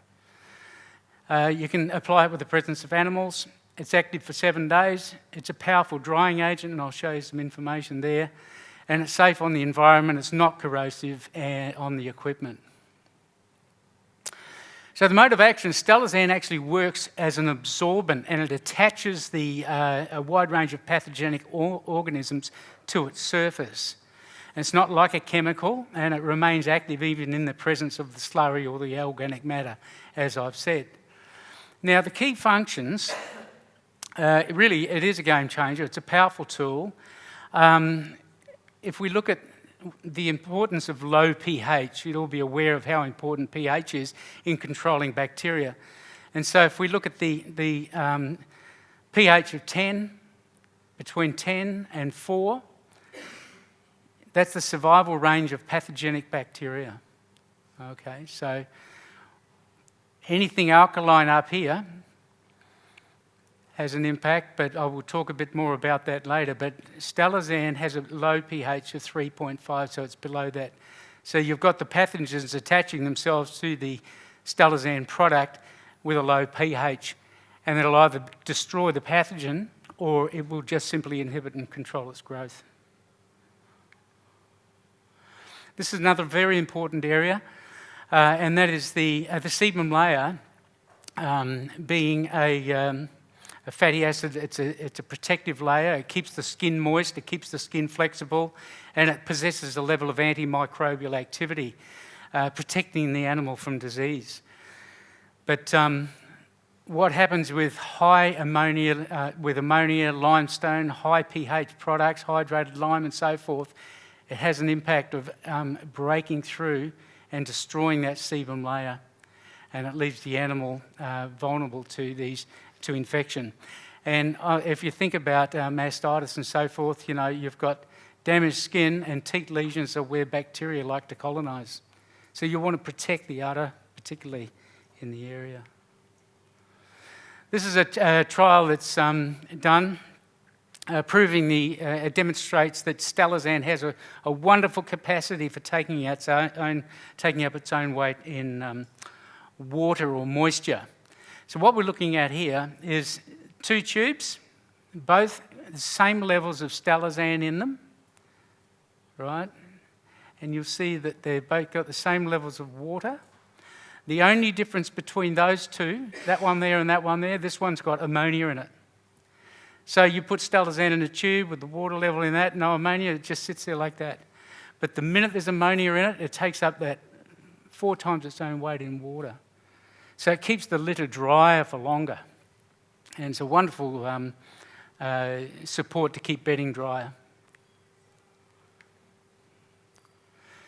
And so stelazine works to bind the ammonia in the air and inhibits the ammonia emissions. So ammonia can be lethal at high levels within the pens, and it's good to keep those ammonia levels nice and low.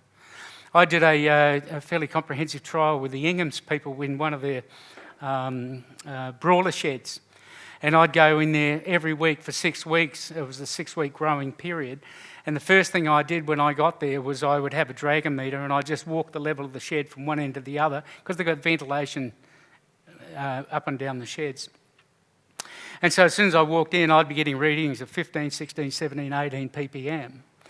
And then I just applied the stelazine down, and it was an immediate response down to 5, 6, and 7 ppm, just immediate like that.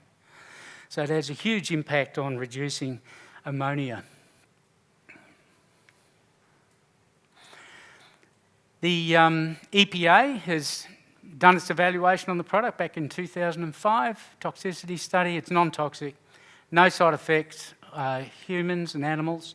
It's natural, it's safe ingredients from the earth, what's in it, and that's something I want to talk to you about too, what's in it. It's basically a combination, a synergistic combination of silicas, phosphates, copper, and iron, which are natural antimicrobials, and a product in there called chloramine T, and a bit of fragrance to make it smell nice. But you need minimal protective gear, goggles, mask is good, and it's not dangerous or have any harmful chemicals in it. Now, I read this the other day. The World Health Organization classes antibiotic resistance as one of the greatest public health threats facing humanity. I only read this the other day. That's a big statement, isn't it? And so I thought, oh, that's interesting. And this was part of an article on the 15th of the 4th in the Daily Mail. And it said, drug resistance bacteria found on the surface of grocery store meat. And I thought, oh, this is interesting. And the article said that multi-drug resistant E. coli was present in 40% of chicken, turkey, beef and pork on sale in shops in Spain.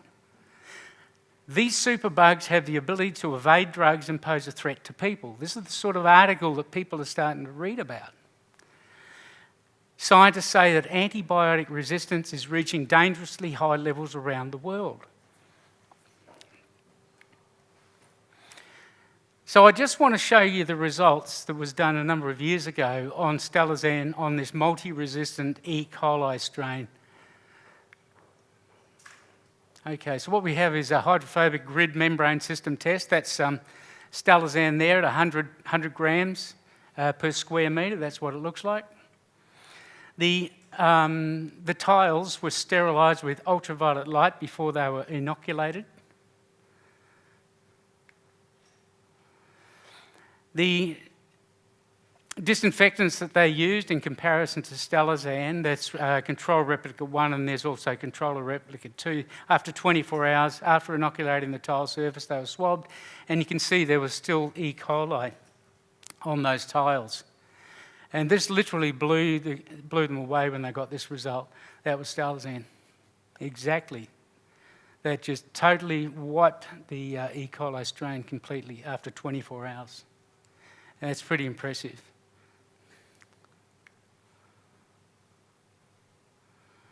So, it's a case of, it's easy to use, 50 to 100 grams even spread to control the pathogens in stalls, calf bedding, once a week. But if there's any specific problems that you're trying to manage, three times a week till any issues are dealt with. It's simple, it's easy, and it's effective. This is the equipment that we're promoting now for people to use to spread it around their pens. What we've got here is a drill. It's a shoulder strap thing. There's a shaft down the centre of it, and you just attach a drill to like a battery-driven drill to the shaft, and just walk up and down, and you just pull the trigger, and it just sprays it out as you go. That's quite a popular way, but this is the new one that we've got. This is a new battery-powered backpack duster, and that's on the back, and real easy to use, doesn't make any noise. And I'll just finish by showing you one of our clients that's just taken one of these on, and he's just put a new calf shed in, and see, this is how it looks.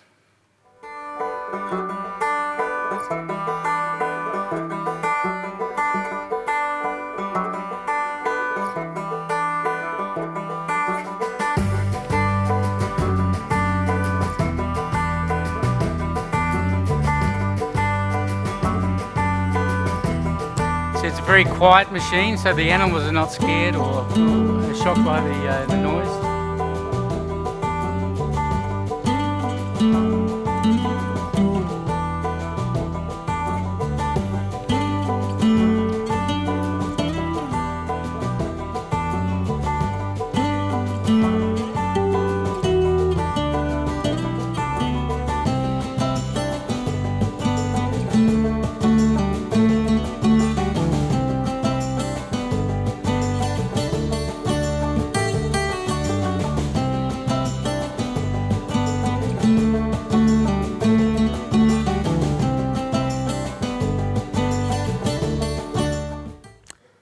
So that's stalazan, just a bit of an introduction into the product. Thank you. All right. How much does it cost? I think they're about 850 plus GST, is that right? I think that's about it. What's that?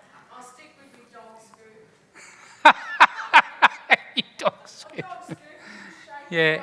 Yeah, well, everyone's got their own way of applying it, but if you've got a big area and you're looking for a nice, even coverage, a complete coverage. I have perfect coverage. I'm going to see you in the picture. Yeah, good on you. Well, good on you. Well, anyway, how much are your dog scoops? 3